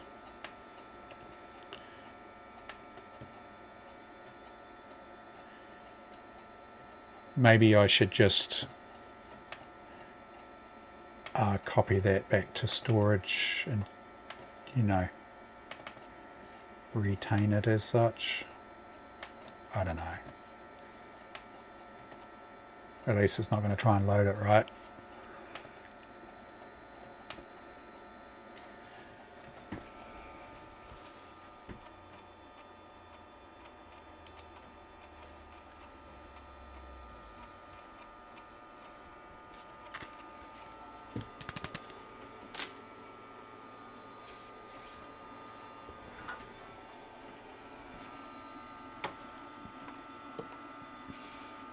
Blue sky. Wow. Jesus, it pissed down last night. We've had a fairly severe drought up this way. Dry for Nelson, in Tasman area. Been dry over in Melbourne as well. We haven't had much rain at all since Christmas time. Maybe New Year we had a little bit.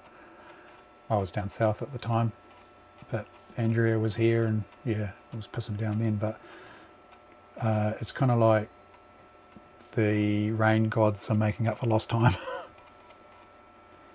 Just such heavy rain.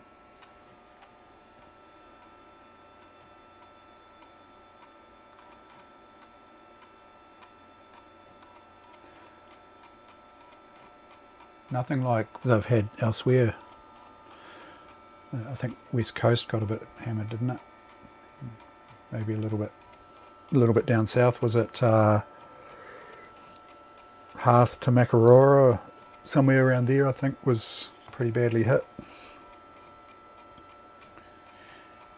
Okay.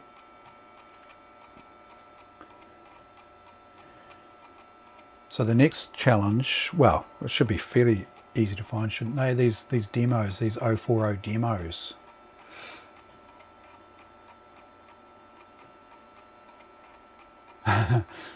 Nice. Sun is shining. I'm just going to ignore it. Just pretend that it's pissing down outside.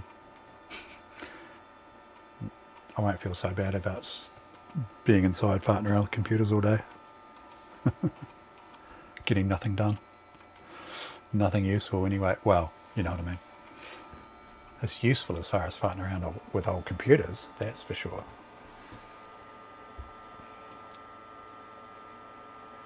So, Kelsey, your Compaq, is that, I think it's a bit more beastly than this little cute thing here, this Desk Pro. I'm not even sure exactly what you have. But I've got a couple of Compaqs. There's another one in the garage, I think is a Pentium 3. Little desktop. Yeah, right. So you've done upgrades, right? You've got something fancy in that thing. CPU wise, was it?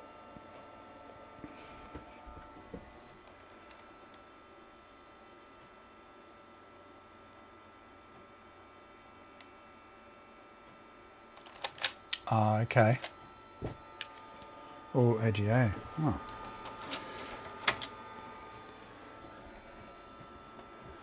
I guess we can just put something on there to have a wee play. Second from the base model, 1996. Oh yeah, overdrive. 200 mmx. Yeah, yeah.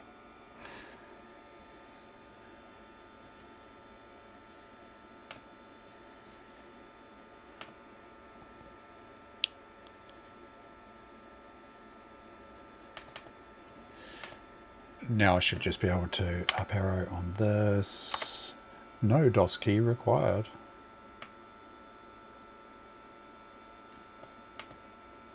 Ah, didn't like that.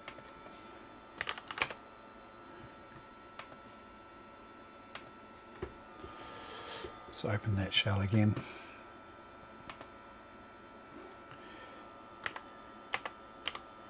PC1. Copy. DH0 lib _s. Did I do something wrong? Oh, I just created the folders. Okay, let's do it the easy way, hey?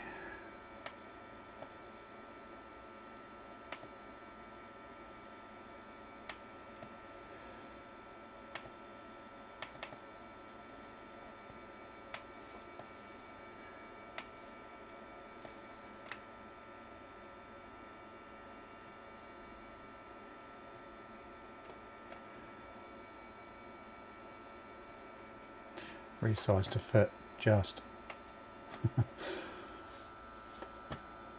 Now there's some weird selection scheme with Amiga, isn't that? Oh, that's alright. Is it? Can I do this? No. This is, so shift is like control on a PC.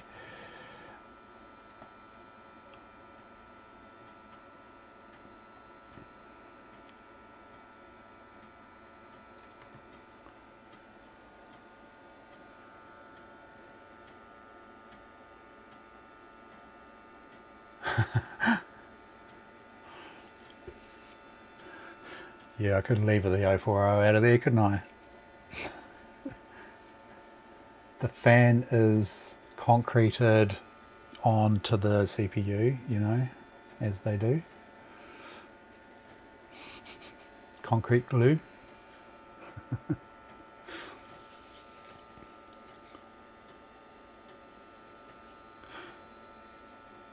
Yeah, that'll make a beast out of it, wouldn't it?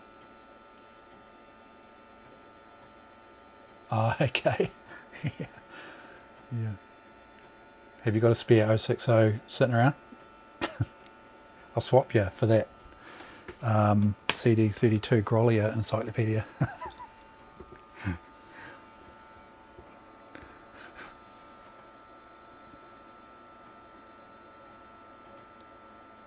Right. I know how to copy the files across. If we have a look at libs here, I will just have to rename the correct. I'll do the renaming of these files.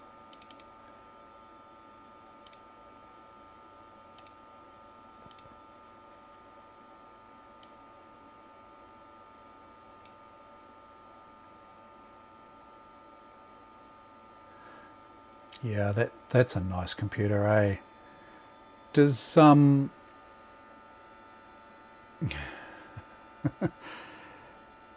does Abby stream at all? You know, does she stream the 4000 at all?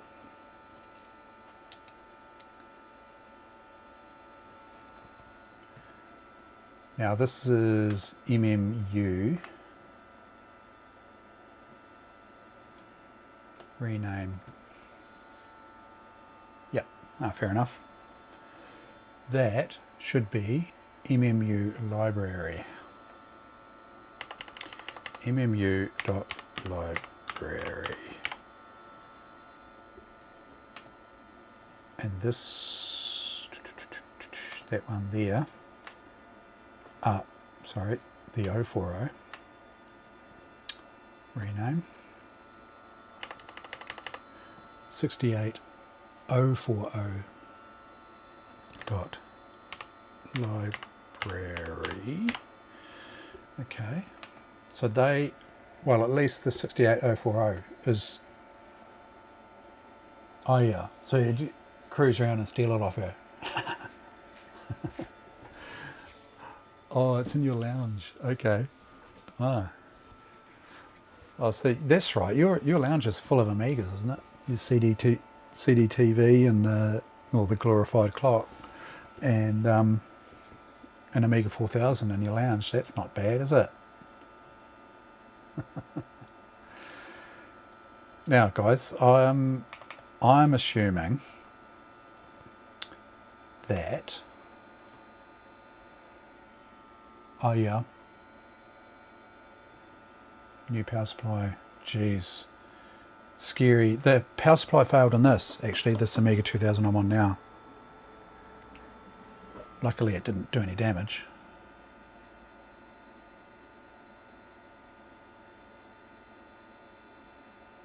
Oh yeah, yeah, cool. Now, guys, my understanding, which is often flawed,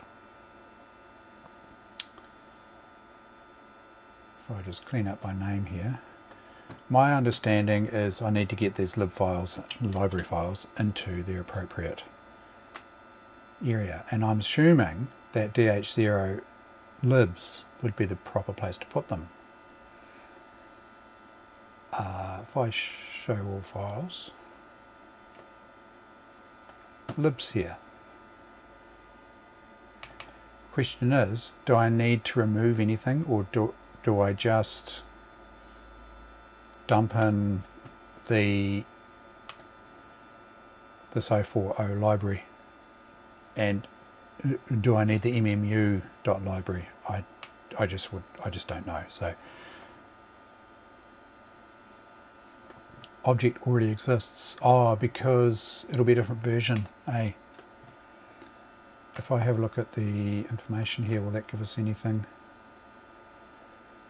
Friday, July the 22nd, 2022 is the date on this library that I'm copying in. If I have a look at this one,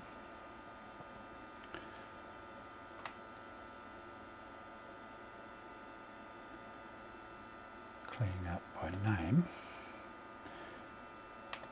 68040 library, if we look at the date on that beastie, 1994. So I'm going to rename the old one.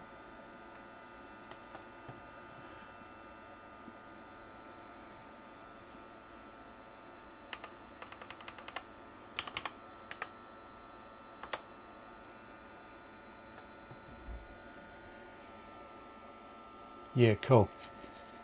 See you soon, eh?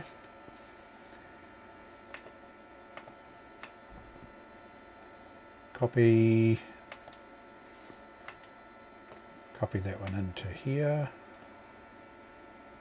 I'll dump the MMU library in as well. Why not? I don't know. And reboot, yeah? And hopefully we've got different versions in the libraries.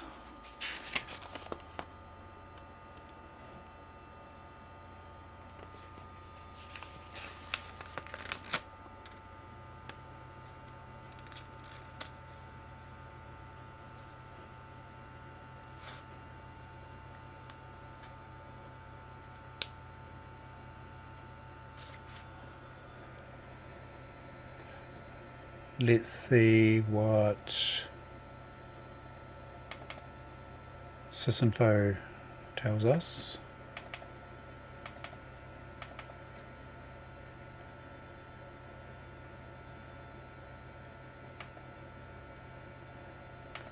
Version 47.1. So that's done it. That's pleasing.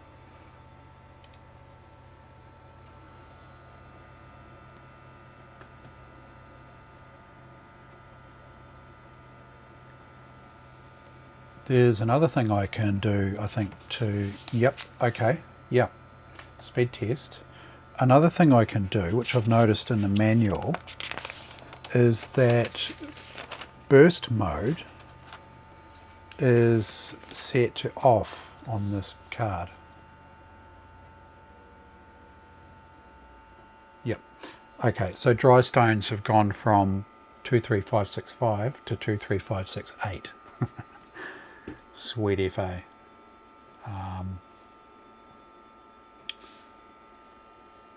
Yeah.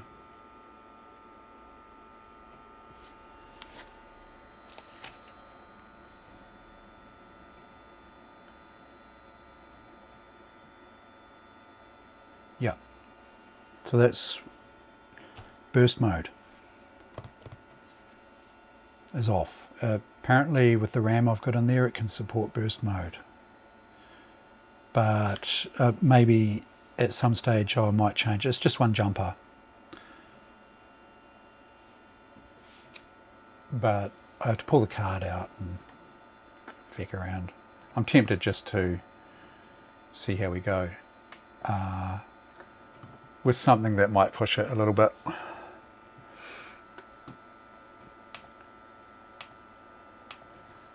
Let's put Elite on here, eh? I don't really want to install from the original discs. I should really copy these off, shouldn't I?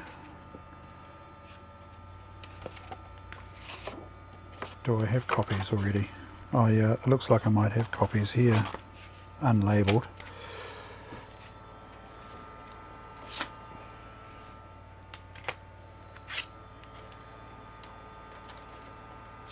Let's see what we've got here.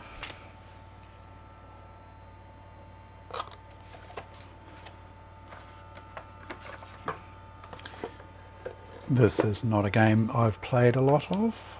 I remember it vaguely from back in the day. Frontier Data Disc, so probably not that one.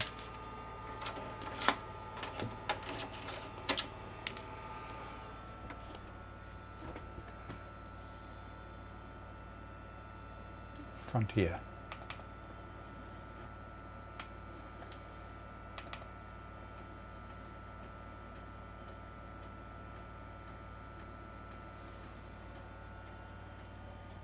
Yeah, that's the one. Exactly.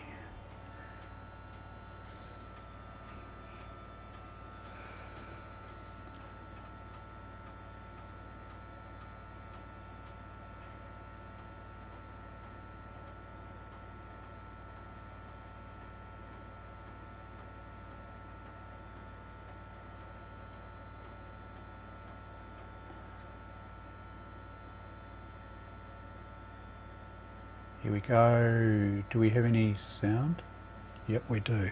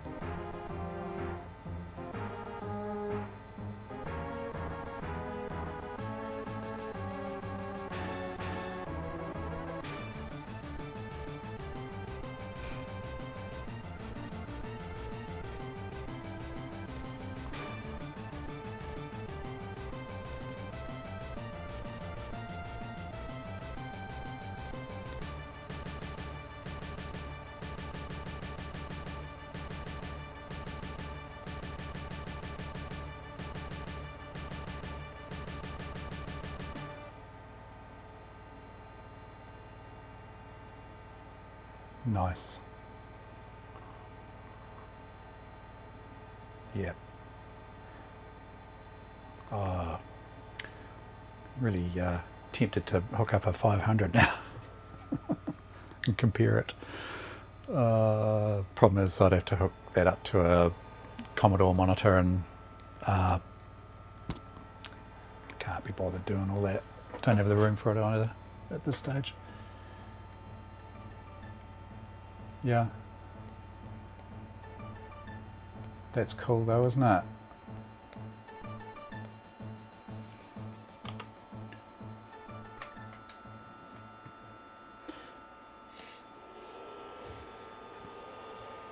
I can't remember how to play it. I won't play it for long if I do play it. My joystick all tangled up here.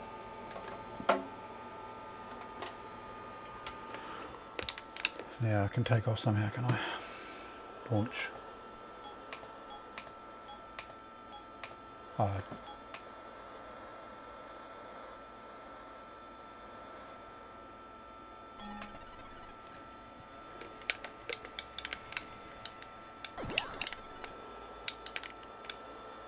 Joystick is not very good. How do I increase throttle? Huh.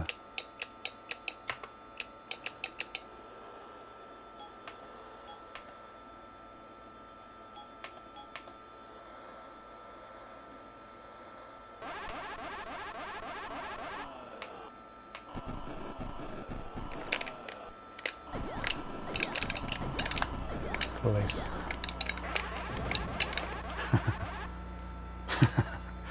Can you tell I haven't played it for a while? Yeah.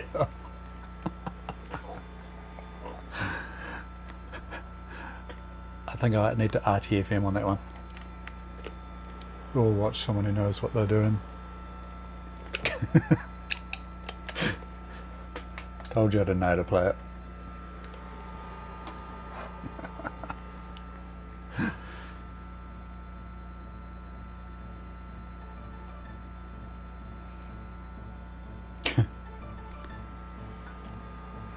Fun, fun.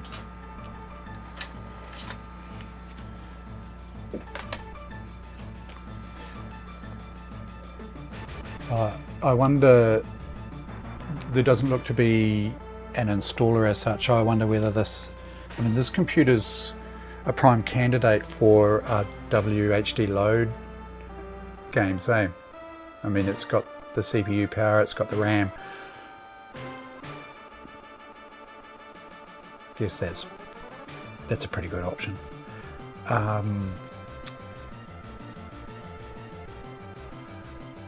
It's not going to play. It's not going to play the Super Frog CD, is it? Because that's AGA.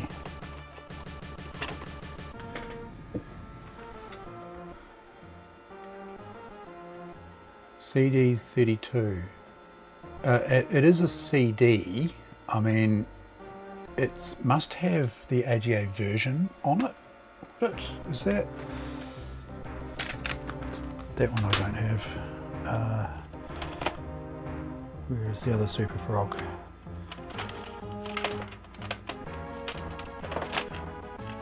Oh, am I missing? Oh, don't tell me. Where are those CD32s?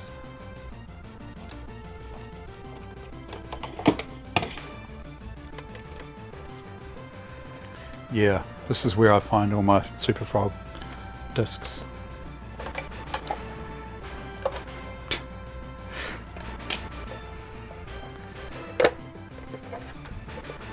First port of call.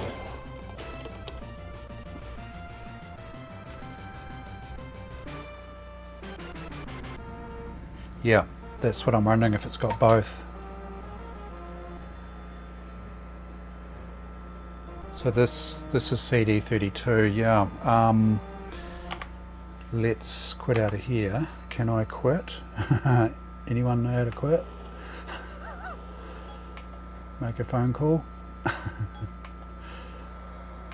Oh man. Escape. Hey, look, I can look, level of ship detail I can crank up as well. Music and battles.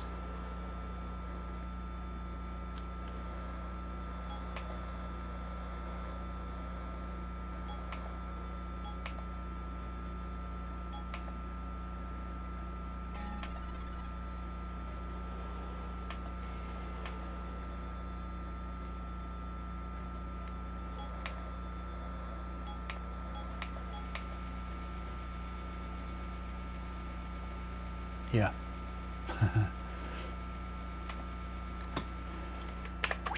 Only one answer for it, eh?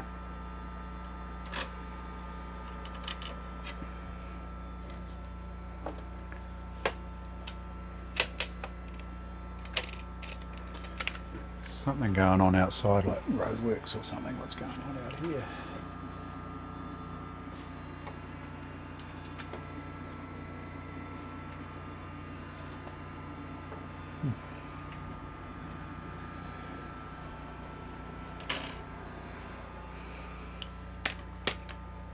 Super Frog. And if I pull that controller out and I get the CD32 controller, and I think my niece is coming to visit soon. She hasn't played it for a while. In fact, most times she comes lately as she's got older. It's been Minecraft. But I think as soon as she gets the opportunity to play a bit of Super Frog, it'll be serious retro gaming, right? it'll be a retro game for her that's actually a retro game, if you know what I mean. She's 11. Okay, so we've got Super Frog AGA, but we don't necessarily... Do we have different... Just curious what we've got. Super Frog. Assign CD. I think I seem to remember having to do assign CD.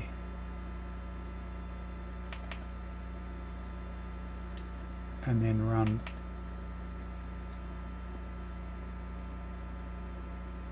It's working.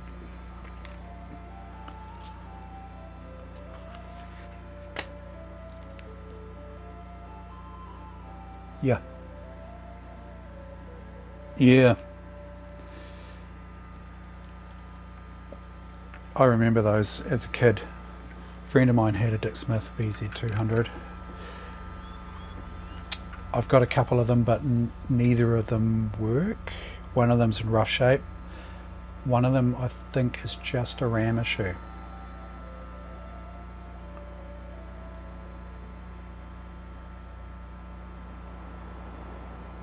So potentially could make a good one out of two.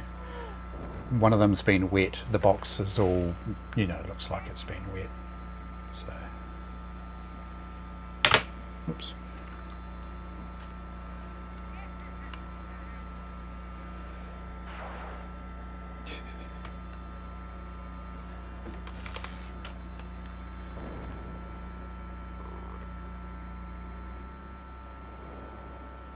She really loves the music.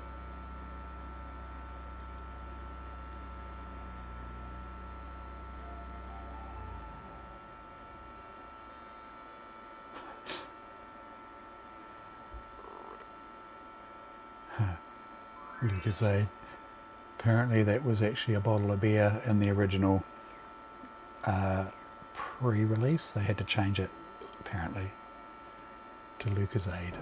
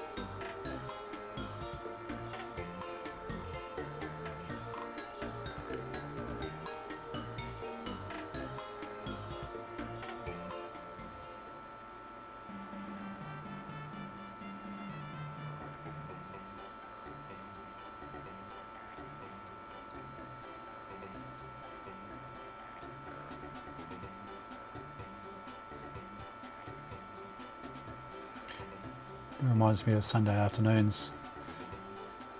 The family's here, having a few beers, playing Super Frog with the niece.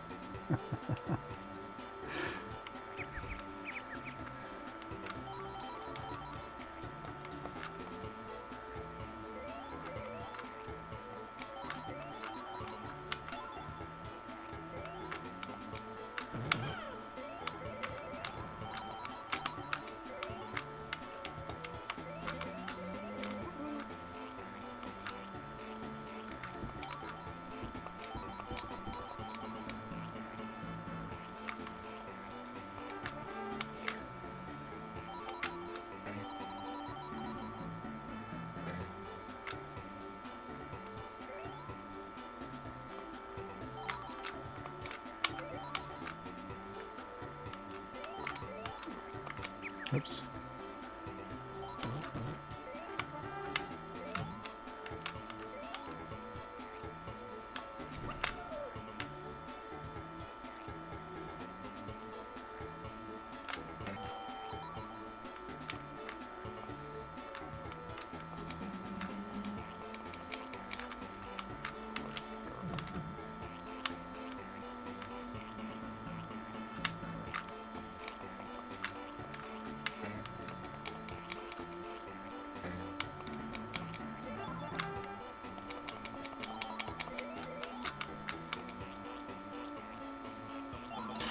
Oh!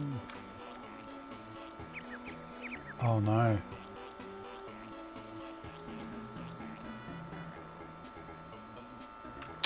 Oh, I wonder what it is, mate.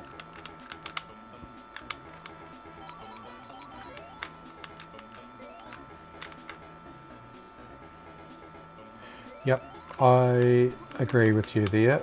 It is a brilliant platformer. Some people complain about it, but oh crap. Oh, I'm rusty.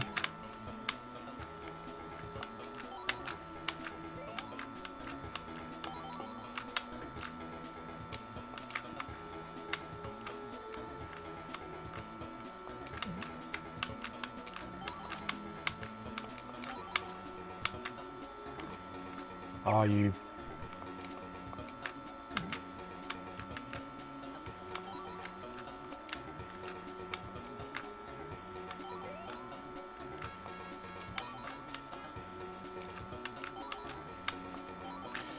I mean, obviously this is not the AGA version, but without comparing it side by side, I can't really tell that much difference between this and the CD32.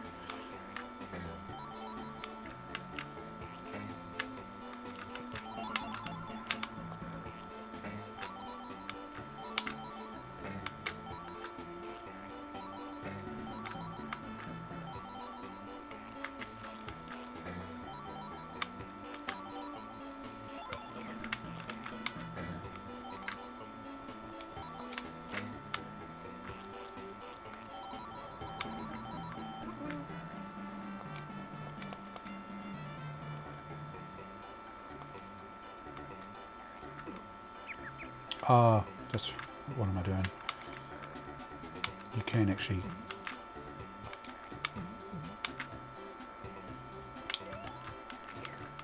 I think there's a secret over here.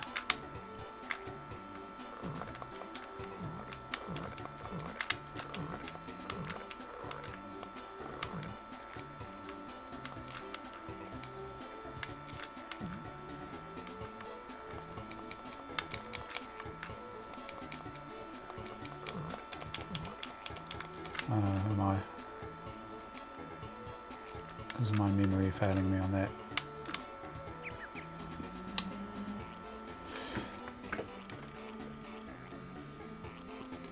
You see some of these modes doesn't handle on the screen very well. Even if I go into image adjust here and go horizontal, vertical position, vertical, slightly better, but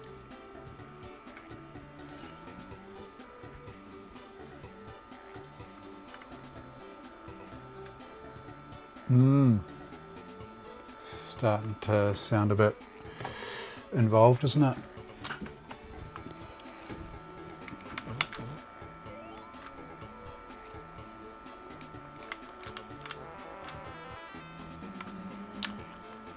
Oh yeah, that's right.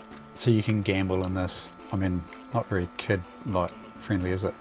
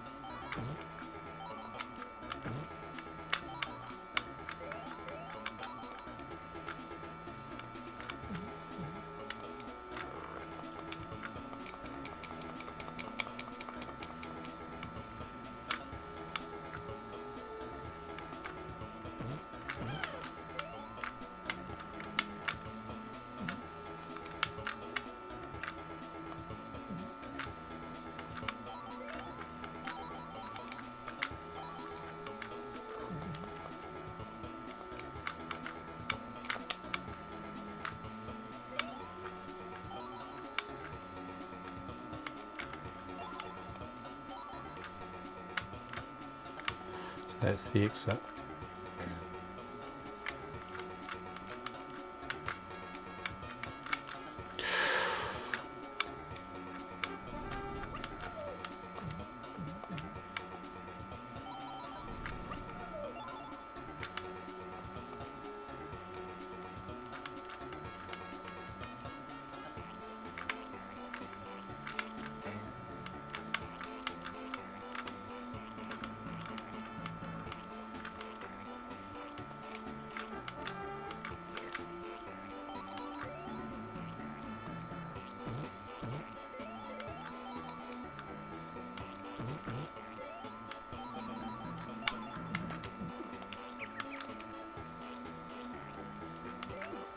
Are you?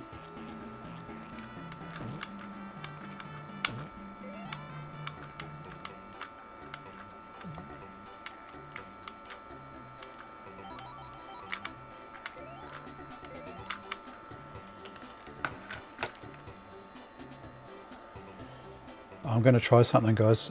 Be curious as to whether you can hear the game music coming from the speakers as well as obviously the source. So if you do hear it, I assume you'll hear it echo a little bit. I'm just wondering if my how well my noise cancellation is working.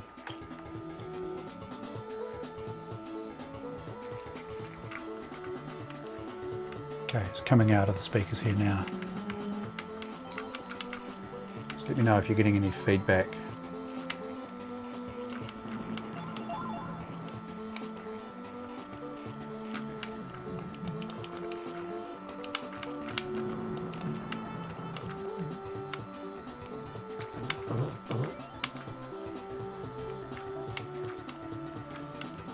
I should let my niece know that I'm streaming it on Twitch.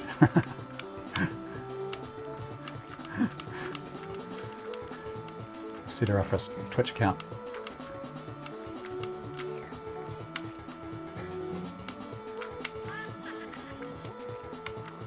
Invisible.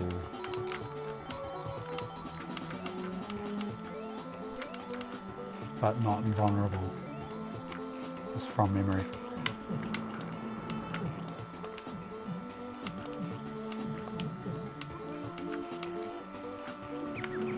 Oh, what? Oh, yeah, of course.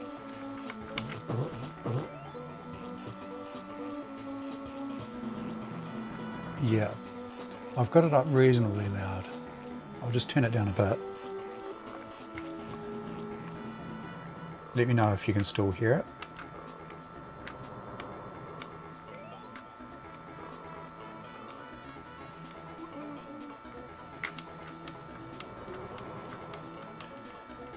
I'm up to about 30% of noise cancellation in the OBS NVIDIA add-in, and I tried it the other night with 100%. It was terrible.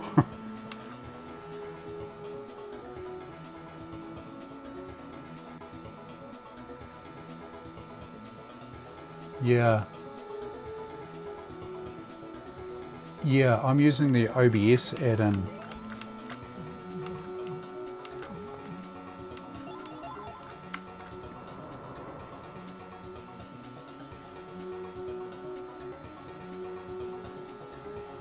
Oh yeah, I should try that.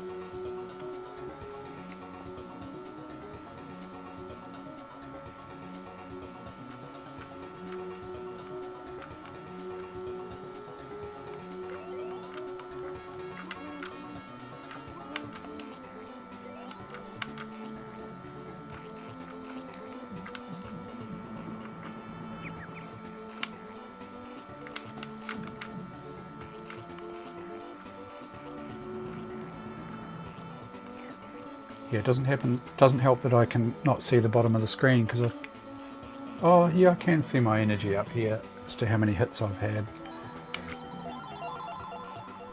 That was an extra man, I think.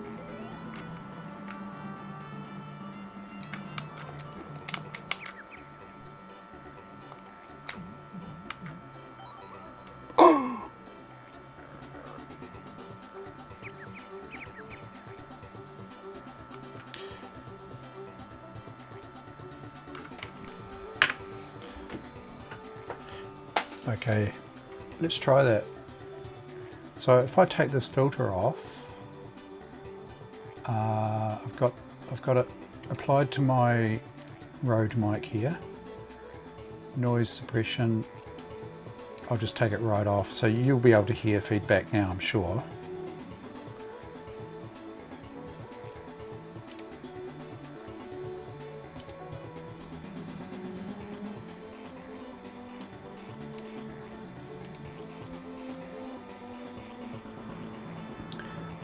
And if I go to device is a microphone, ZV1, add an effect, noise removal. Do you, Kasanomi, do you have the strength maxed on noise removal in the NVIDIA broadcast? Or is that just something you kind of got to play around with, trial and error?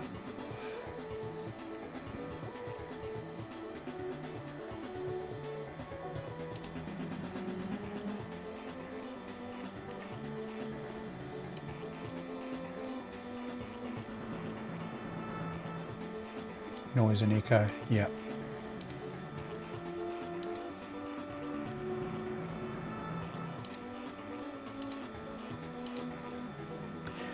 Yep. Okay, and I'll add that, because I take it you'll be able to hear it through the speakers now.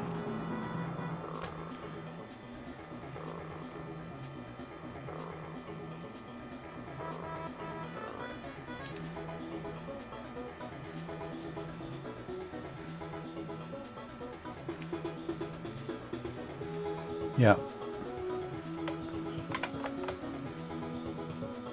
Yeah. Okay. I'm just going to explore this here.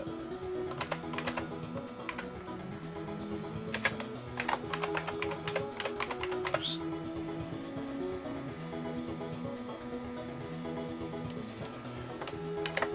experimenting.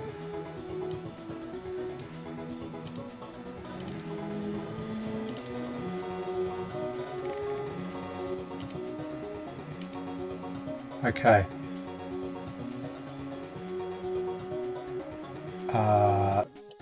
Now you should be, I've disabled the Rode mic as in OBS and I've enabled the NVIDIA broadcasting. Curious as to whether you can hear the feedback of the music now. I'll even turn it up a bit. Sounds good. Cool. And if I guess if I want people to hear the clicks and whirs and bits and pieces of the or Amiga here, or whatever it might be, computer hard drives or bloody startups, just ambient noise, I can just switch over to the Rode mic Pure, can't I? That's really handy, actually. So it's good because I don't have to wear my headphones. Yep. No, that's cool. Oh shit, I'm running out of time. Quick. Oh, which way am I going? Have I been that way?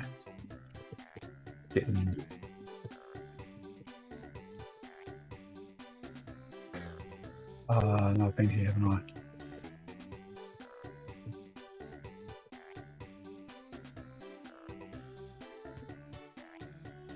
The only thing I don't like about some of these platformers is the fact that some of the platforms you can't see.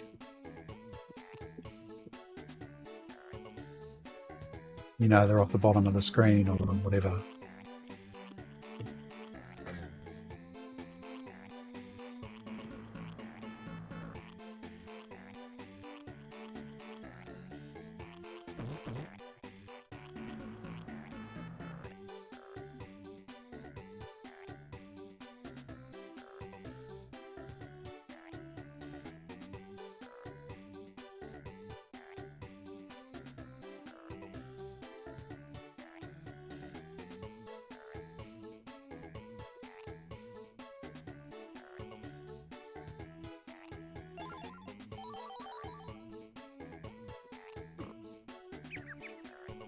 On 35 seconds.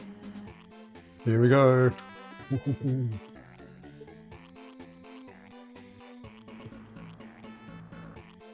Yeah. Sometimes it's quite cool to hear some of that old clattering and whirring and bits and pieces, isn't it?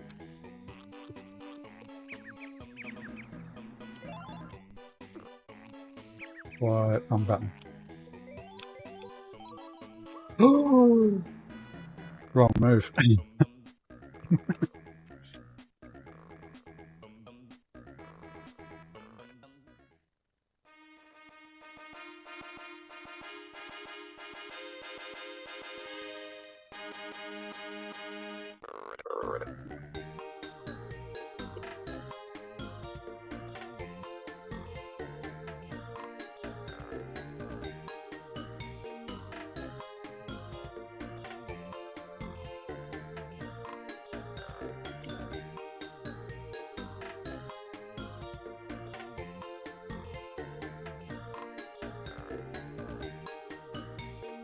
That's actually playing that music quite loud out of my speakers here.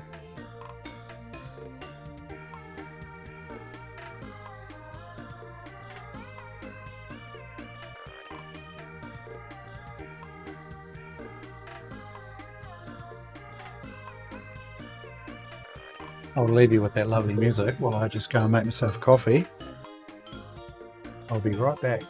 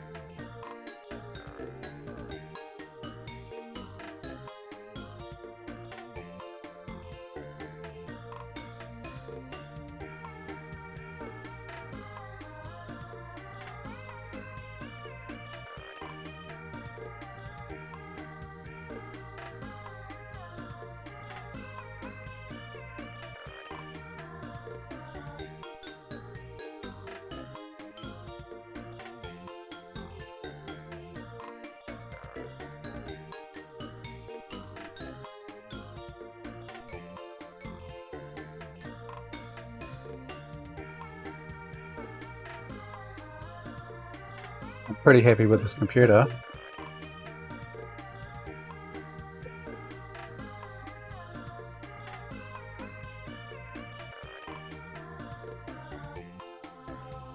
Super Prog.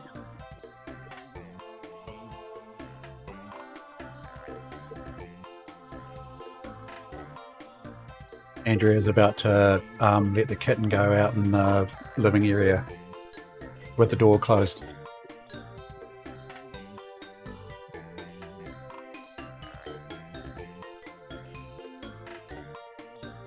If I could get a camera out there, I'd stream it. Yeah.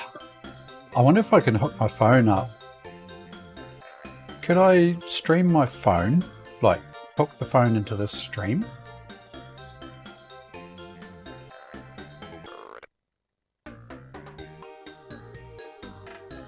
Alright, slurping in your ear there.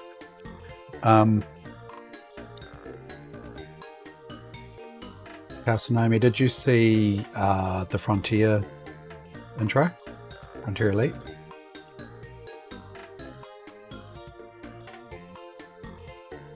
Oh yeah. Let me know if you want to have a look at the Frontier Elite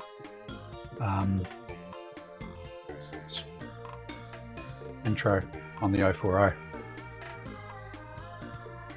What happened? Oh, the disk upload out, my doofus. You can install. I can install Superfrog from the disk as well.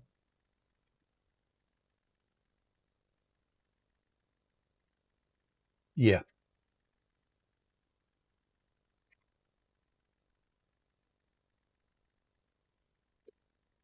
I know if I pick her up and put her on this bench, that she's just going to go whoomp around behind here, dig around over here, fall off the back of the table, get stuck in behind two computers under there, have another computer fall on top of her. It's not cat friendly in here, not at this stage, not kitten friendly anyway.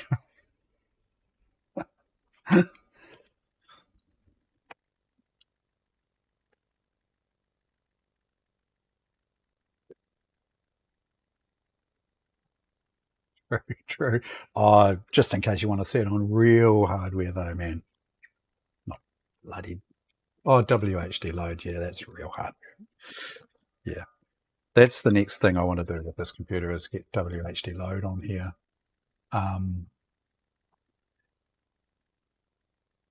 You know, you get the old school experience with discs and that, you know.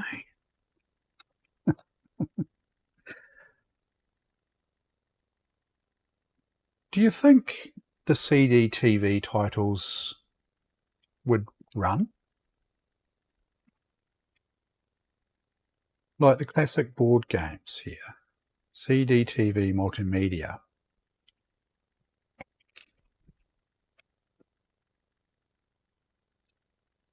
Let's find out.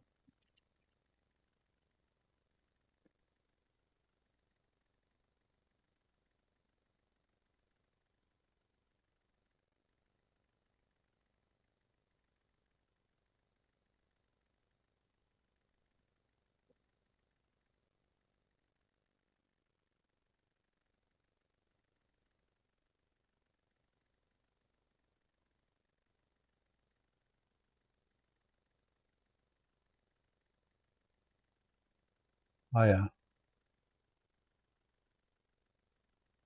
Okay.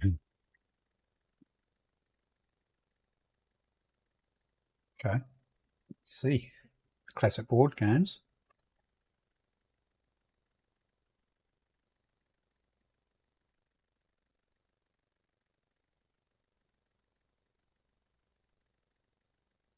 Yeah, I'm not sure how you would crank it up.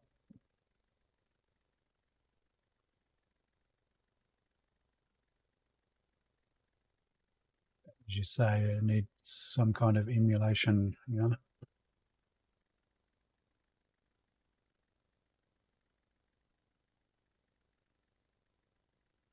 know. That doesn't look promising, does it? No sort of executable in quotes, if you know what I mean.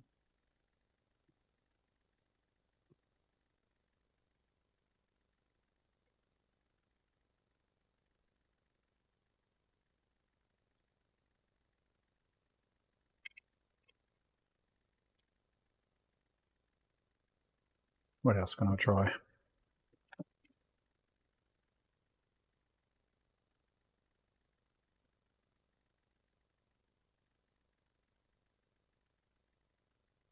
The Grolier Encyclopedia. Well, this is CD32 as well as CDTV, so I'm assuming it'll run. Oh, okay. CDTV TA file. Thanks. I'll take another look at that.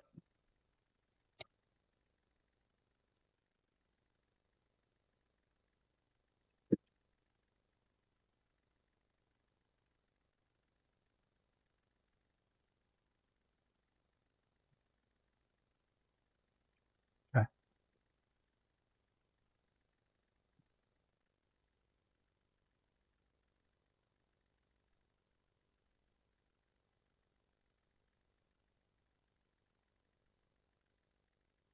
No, it doesn't. Let's have a look and startup sequence here. I want to edit that, so I've got Z here up.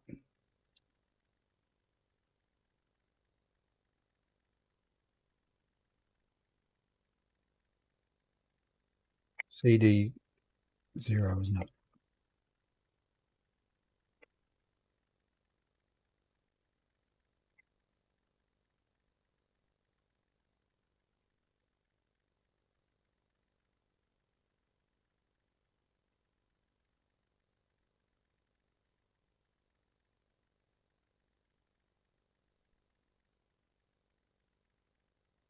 Run CD0 CBG file CB games.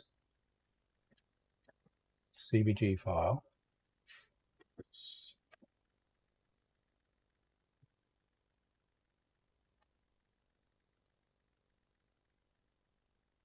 CB games.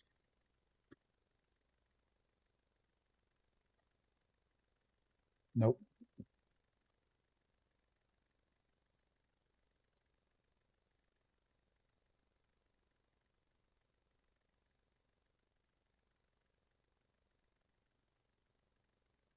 Run back. It's actually, I mean, do we just literally run that? Run back. So I start another shell here.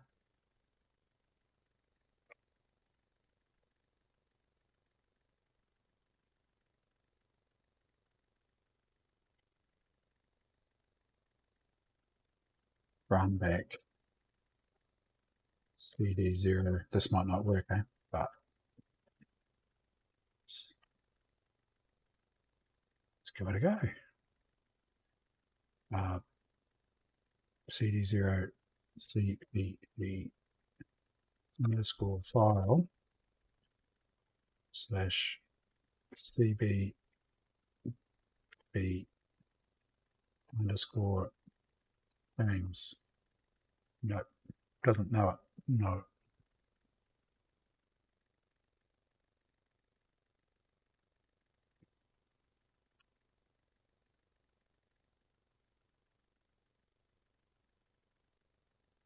Sure, yeah, it doesn't seem to like it, does it?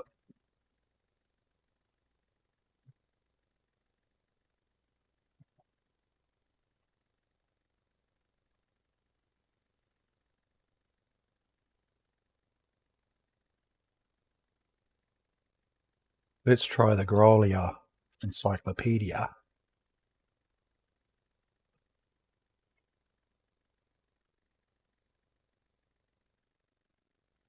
Yeah. Yeah, that's what I did. Tried that. Just said no, what is it? Basically no association or something like that.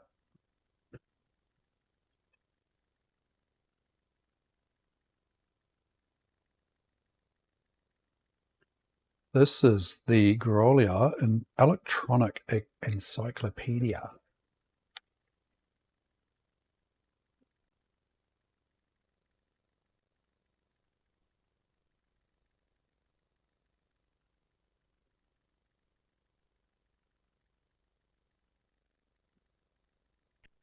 Let's try the demo Welcome here. to the new Grow Your Electronic Encyclopedia on CD-ROM, a treasury of information, sights, and sounds for the entire family. The Amiga CD32 controller puts you in control of the encyclopedia. Use the directional button on the controller, or the arrow keys on your keyboard to move the cursor from button to button. Matching, look. Use the select or red button to choose any text or button over which you have positioned the cursor. Actual size. Selecting the Go Back or blue button returns you to the previous screen. The Grow You Your have reverb again, do you? Encyclopedia offers 3 simple ways to explore the thousands of articles, pictures, and sounds within. Ah, Click on the yes. topic tree, and Okay. you'll find the contents of the encyclopedia broken into a set of simple categories. You may Yeah, choose from makes sense, eh? geography, history, science, society, technology, or the arts to view a list of subtopics Problem within solved. that category. Yeah. Clicking on a subtopic takes you to a list of related How did you articles. get around that in the end? Because I don't think you were wearing headphones, were the you? encyclopedia by typing in a word which best describes your territory of interest. Did you just have it turned right down? To do so, Quiet. you may use the directional button on the Amiga CD32 Right. controller Headphones, man. cursor, and the red button to type the word number. Good Or option. you can use the optional Well, keyboard. cheap option. Within seconds, you'll And I see find a them list of pretty good. articles that relate to your search word.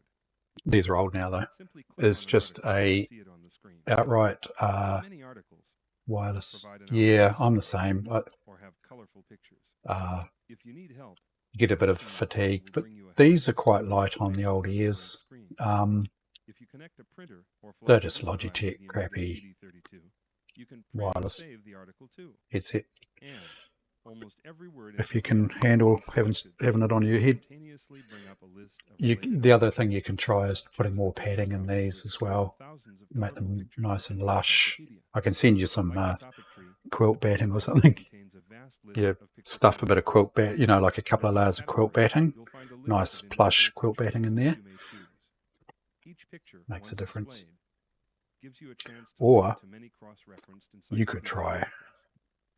Already the winner something of like Time these. Magazine's Product of the Year award. If you can find a set of Grow Your these Electronic right over Encyclopedia ear, Plus they're 2 quite Enhanced comfortable. Version, produced by Ziphius for Commodore, is simply But yeah, the best something multimedia like that, encyclopedia at least. ever created. You and Maybe. your family will spend many rewarding hours exploring this state-of-the-art compendium of human knowledge.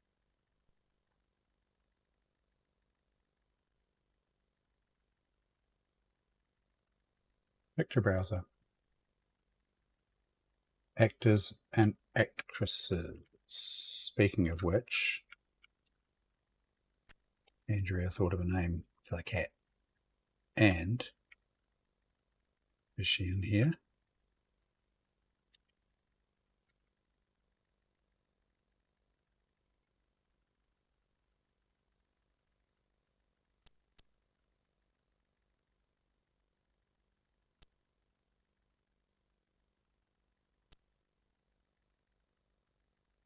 No, she's not. What the hell's the name? That'll come to me.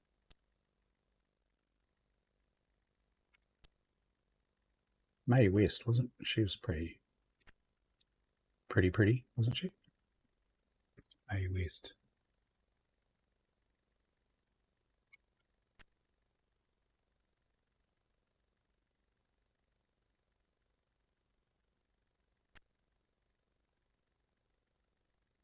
Sealball. Ingrid Bergman. Humphrey Bogart.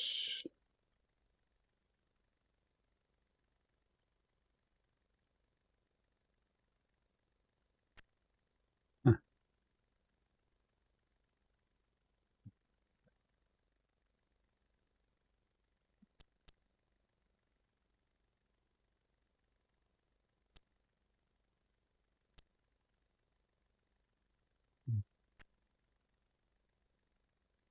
Of course, it's that photo, right?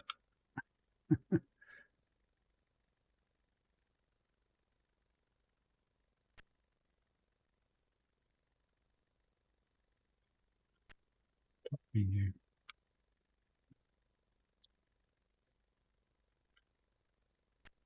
Tree.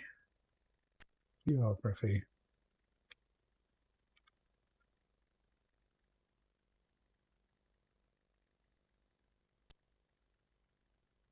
Oceania, countries of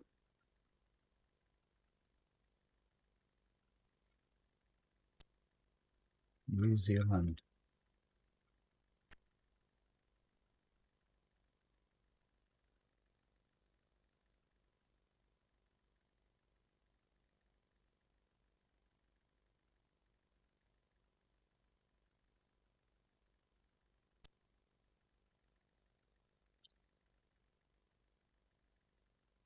Country is about the size of Colorado and larger than Great Britain.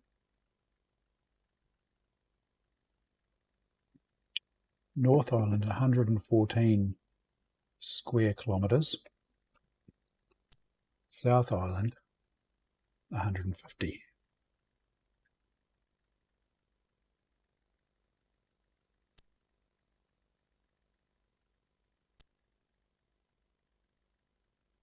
Radio Waitangi, James Cook.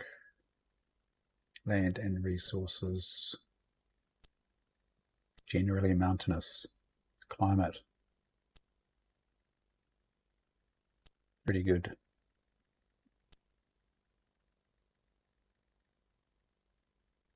Piggy Island. Stupid Island. Yeah. Yeah. The weather's pretty good here. I do miss those southern storms though that we used to get in Dunedin. And the snow. I miss that. And the overcast. Sounds funny, but you kind of get a little bit frazzled. Sunny all the time. I sometimes do enjoy just a bit of overcast. That's the Dunedinite coming out into me.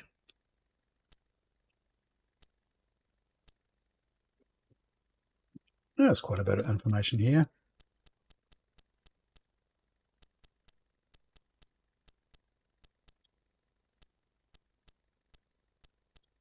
Hydroelectric, blah, blah, blah, blah, blah.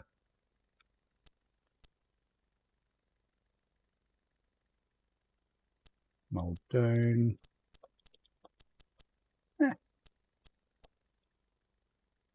Major airfields 3. I guess it's the problem with this, with the encyclopedias, is they go out of date.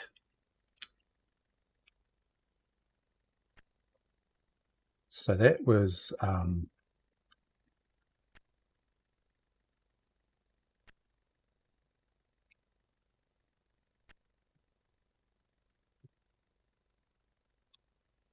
did tell me how to quit, didn't it? Photos. New Zealand. Auckland, Wellington, Christchurch. Come on. They could have put a few more cities in than just that, right? Jesus.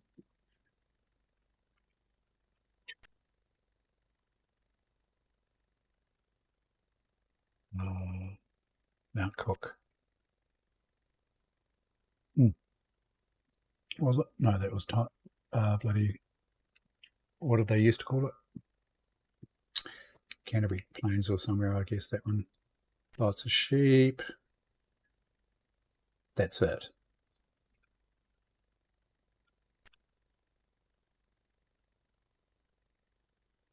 Mount Egmont. Yeah, that's the word. That's the one I was looking for.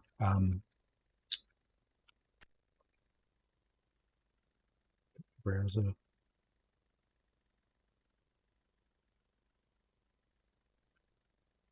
What are you offended about?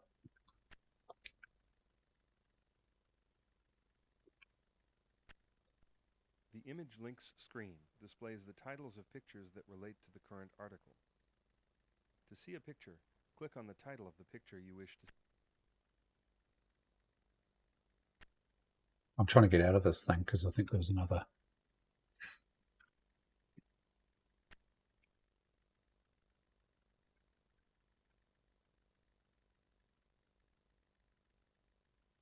Yeah. Dirtland, Windbag, Wobbledon.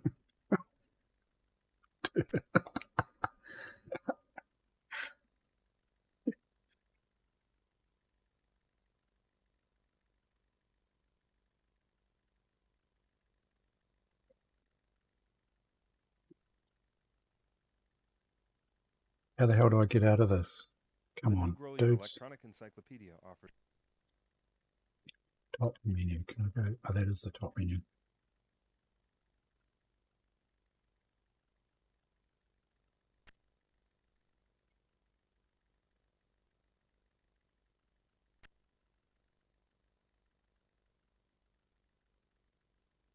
Or save.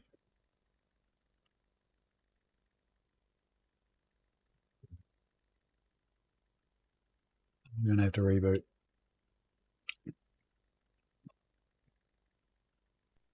Seriously? I should have taken more notice of the instructions.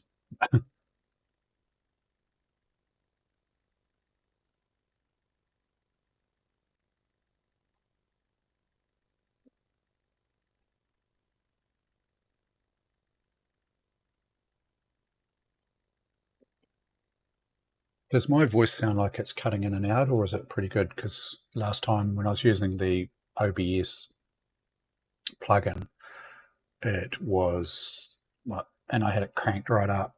It was my voice was kind of was cut out until it sort of picked up that I was talking, and then it would go.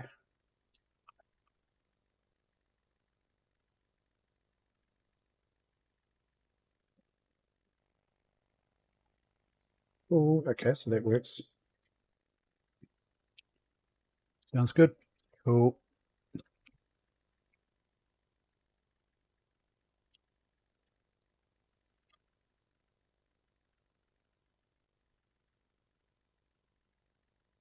What else can I try?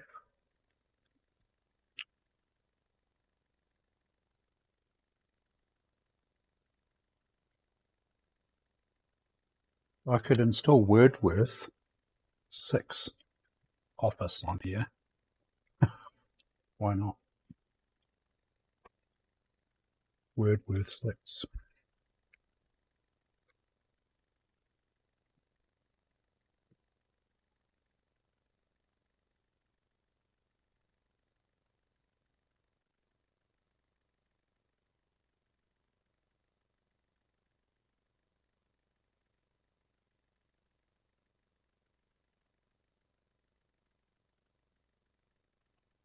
Productivity software. English products.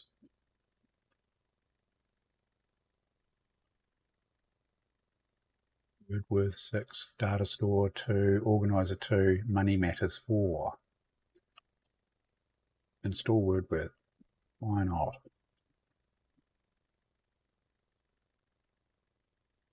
Oh, I'll go with Novice since I'll just let it put it where it wants to go. Will I? Yeah, there's plenty of room on this disk. I don't really care where it goes.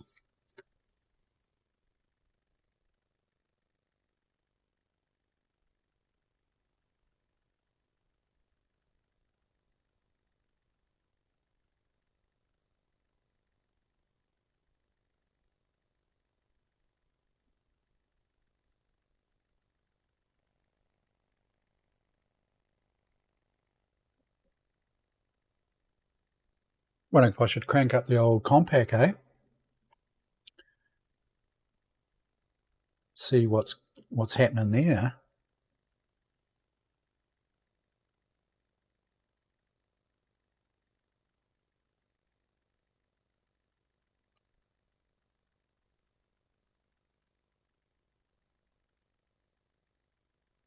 Or actually, I'm wondering if I might come back later. I think, Cassie, you're streaming later? I might catch up with you on your stream if you are.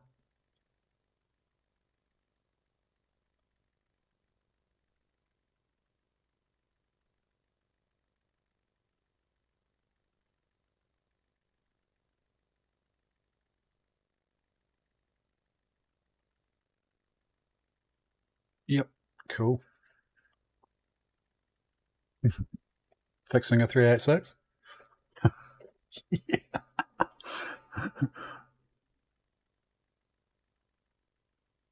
Dropping like flies. Jeez.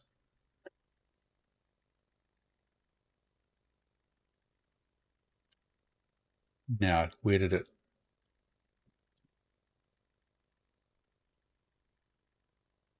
Birdworth 6. It was smart, hey? It just put it into my work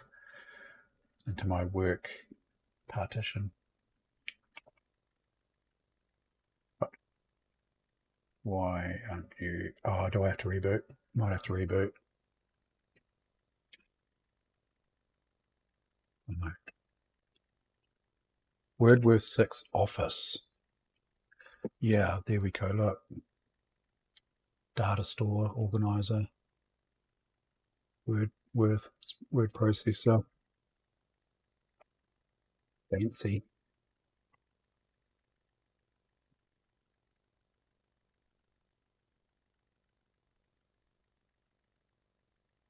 Yeah, what are your options for streaming? You've got old Chompy and whatnot, haven't you? Bits and pieces.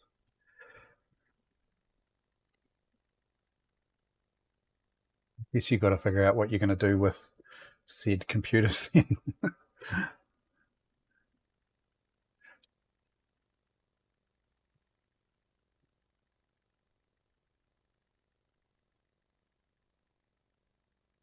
Why is Wordworth not happy? Compact, Chompy, and the main Desk Pro. Yeah, I haven't caught up with what happened with the Compact.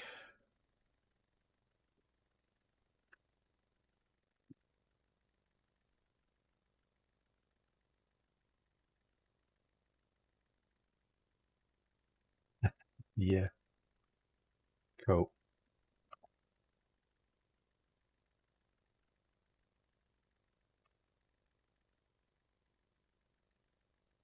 How long have I been going for now? 3 hours. Probably call it maybe. What else could I do? I don't know. I've got some other games that I don't know how to play as well. James Pond, I can play that, but I don't really feel like playing games at the moment. Simon the Sorcerer.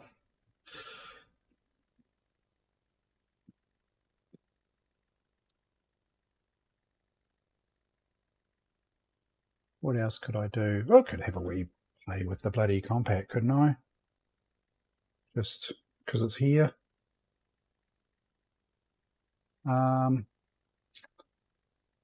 Yeah.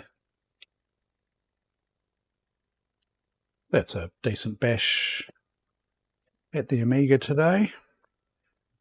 Got it from not running at all to running nicely with OS 3.9.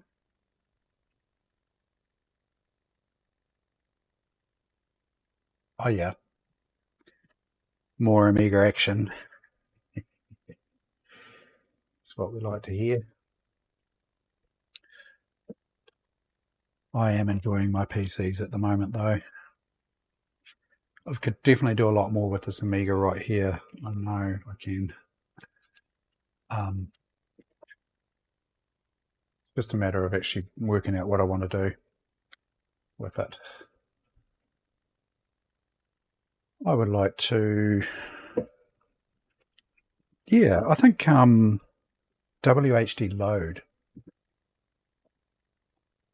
would be something that I'll put a bit of work into. Maybe get a mod player and, mess around. Get a nice background sorted.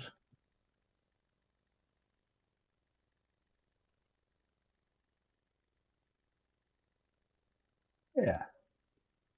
But that's pretty good for today. The old girl.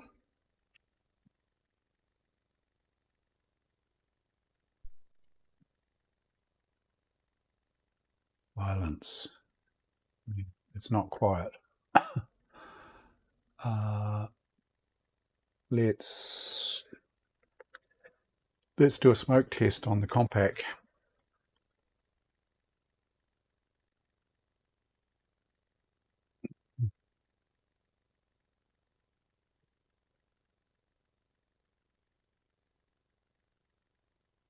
Smoke test.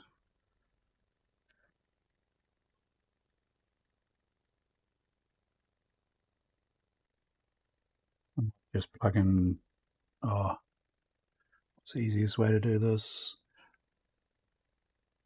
My little 2-port KVM. See, I can easily unplug that. Just looking for easy options here. Screen is easy because I can just unplug it straight out of the back of the Amiga. And if I just get another keyboard and mouse, right, pretty easy to sort.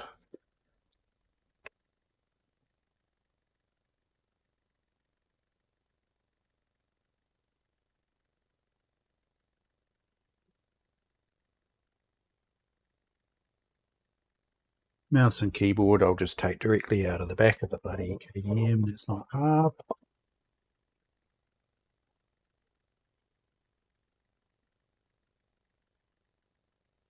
Just for a quick test here. Hopefully, as I say, I've not started this computer up. It's come, as far as I know, straight out of a business, but there's nothing to say there won't be porn or something on it.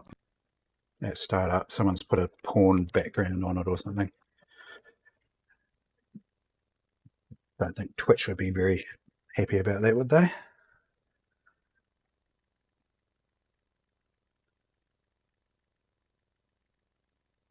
I came across a computer the other day, had a whole heap of porn on it. Old porn. No, that's easy. Right. Done.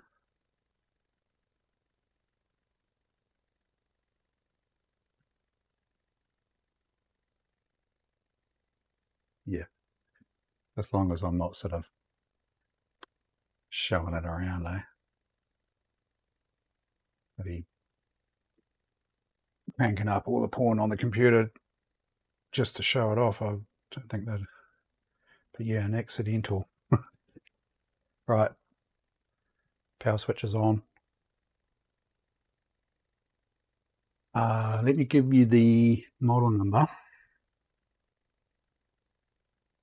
Where do I find the model number on these? Look, they're bloody nutty little beasts, aren't they? That looks like a serial number.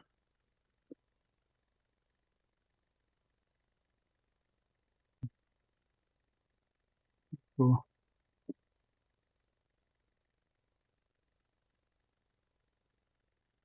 Nuggety.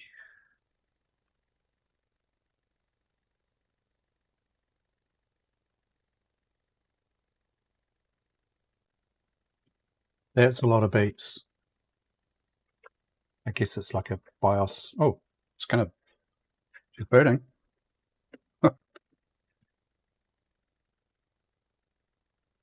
I'll put you on the microphone so you can hear the good old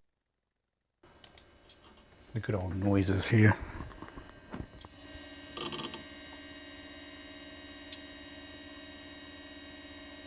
little bit of a tick going on there.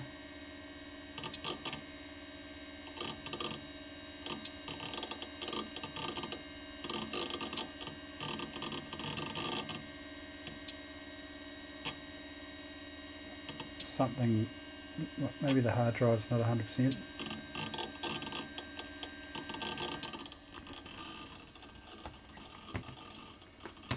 Oh, wrong mouse.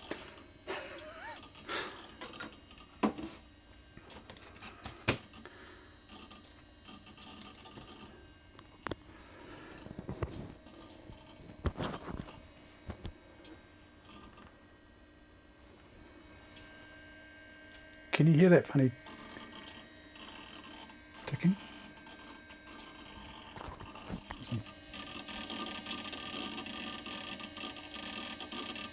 Yeah. Yeah. Yeah.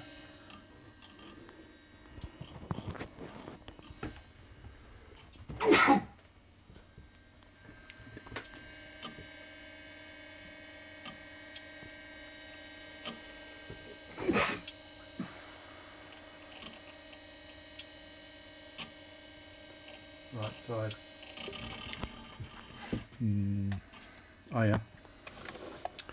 Okay.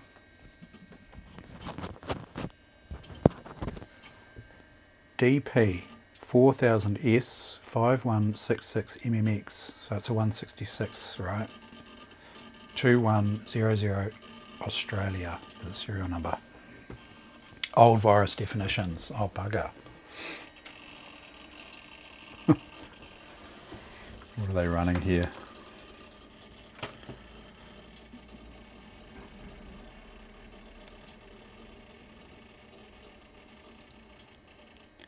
Oh, Norton. Oh, Symantec. Yeah, Norton Antivirus Corporate Edition. That could be hard to uninstall, couldn't it? If I don't have the management, if I can't contact the management software. Oh yeah. Disk Pro 4000. Yeah, it's. I need to blow this install away though. It's still booting.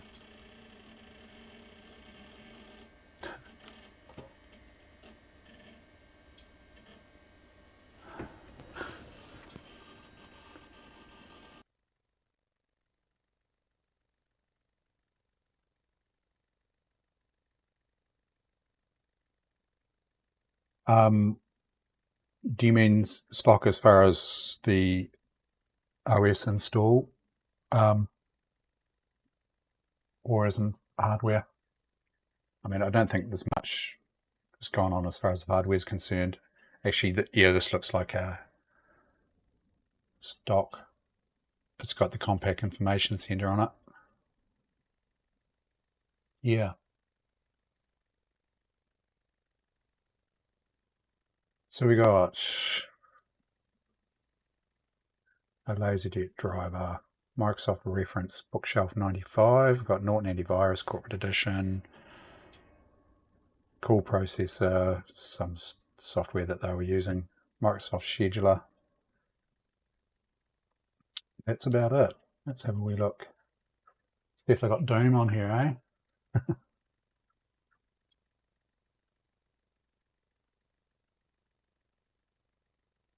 Oh, it's got no optical drive. That's a bit suck, isn't it? I mean, that limits it, really, doesn't it? Let's have a look at the hardware.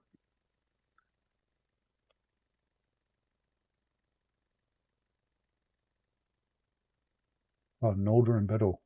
That's a local Nelson company. 32 megs of RAM.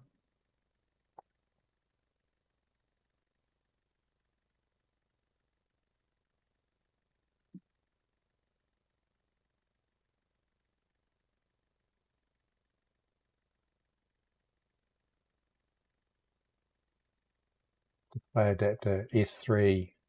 Is that a Verge GX V2/GX?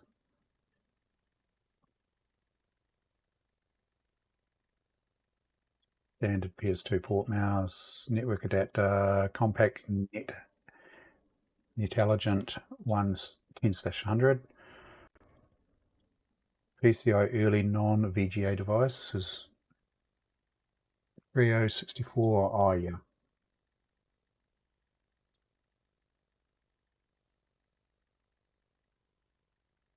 All the standard stuff.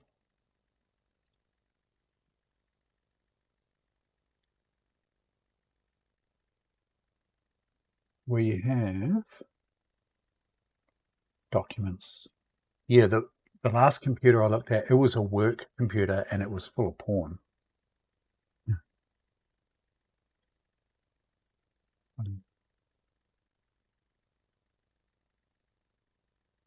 What version of Office have they got in here? Oh man, it's slow. Scheduler, is that, maybe that's all they had, yeah. Scheduler. Microsoft Schedule Plus. for Windows 95, version 7.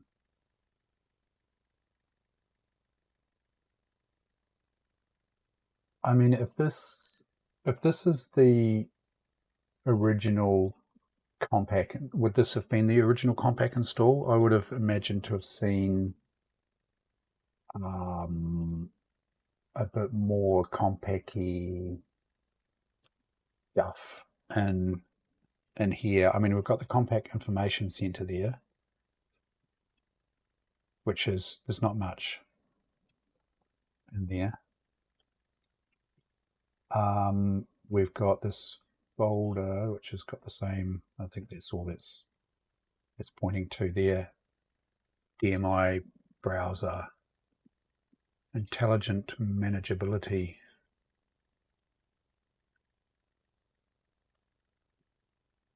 CPQNet, WBEM.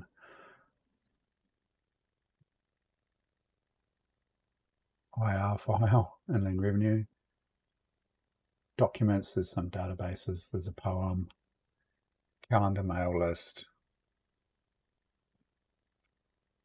So it's got access. No, it doesn't. Hang on. Oh, could this be looking on a network share? Let's have a look. Cancel, please. Where are these databases stored? Let's see.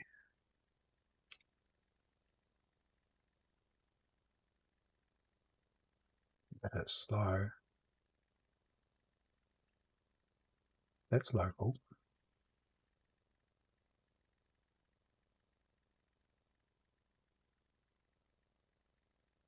Access. So it's got Office 97 on it.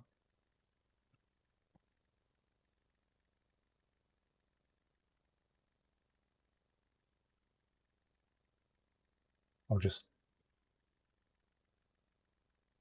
hopefully that's got no personal data or anything.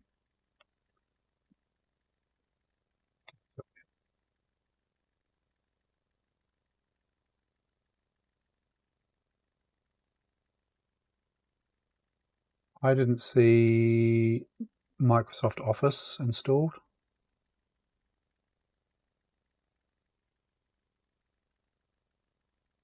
I mean, well, WinWord.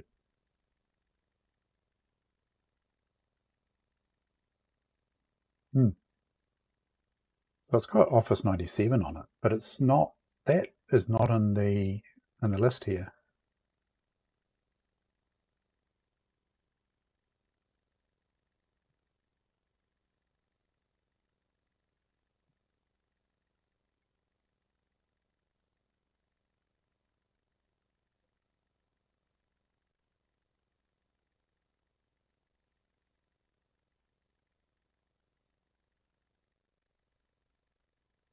It's dog slow.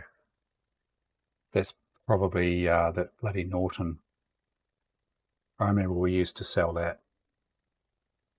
One of the guys at work, he was a Norton fan. So, I mean, it did the job. But man, it used to slow the computers down somewhat.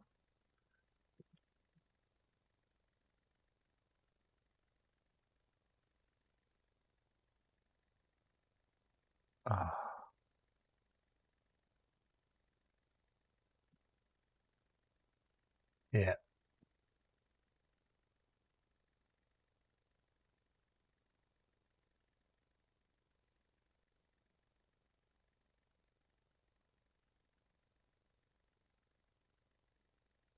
Two 256 color, 800 by 600. Let's take it up to the screen's native resolution now. Make it work even harder.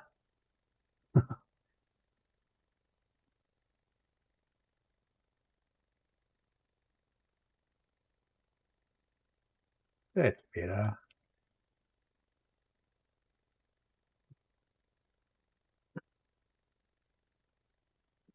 It doesn't look like there's much overly exciting on this computer, so I would be tempted just to blow it away and start from scratch, but maybe from a, reinstall it from a compact, restore disk, although there's no ROM drive, right? No optical. So, practically, and I mean, what's it useful? What's its usefulness? It's a 166 Pentium, right? I mean, nothing wrong with a 166 Pentium. It's just that, I mean, I've got other machines that I can use for that, as a, well, I've got, what is it, 166 Pentium? Yeah. I've got other machines that are equivalent to this one here, that at least would be easy enough to put optical drives in. This needs a special type of optical drive, right? You can't just plonk any old CD-ROM in here. It's got this fancy cover on the front. So yeah, I don't know. I'll put a question mark over that one as to what I do with it. But it's working.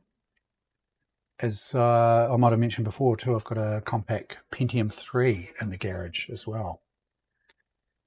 I could break out at some stage.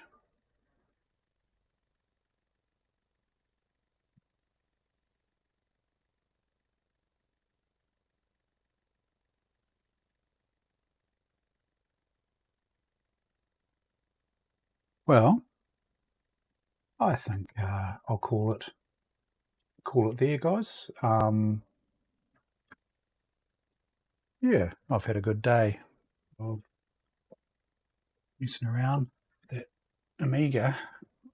I might do a stream later on, maybe for a little bit before you start up, Cassie, and or I might just lurk on your stream and mess around with other bits and pieces here, and then yeah, come back maybe tomorrow on the stream, possibly. Don't know. We'll see how we go. But, yeah. Oh yeah. Ooh, that's cool. Are you gonna whack that on the stream later? Yeah. You could always try and fix your 386. Anyway, I'll catch up with you then, and yeah.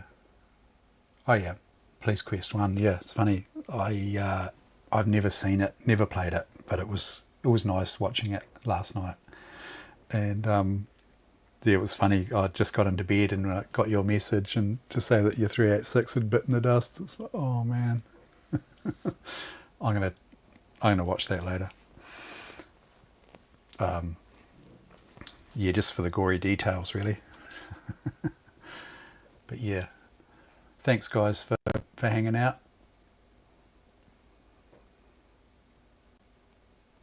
Oh yeah, yeah, that'd be cool. I might just sort of mess around with my Amiga, or yeah, I've got lots of different things I can do tonight, and this sale, it's quite nice to catch up, have you going off to the side there, and I can lurk, see what you're up to. But yeah, we'll catch us later on. If not a short stream tonight, maybe tomorrow. Thanks for calling in, guys. Thanks, Evil C, if you're still around. And thanks, Kasnomi. We'll catch you later on. Cheers, guys.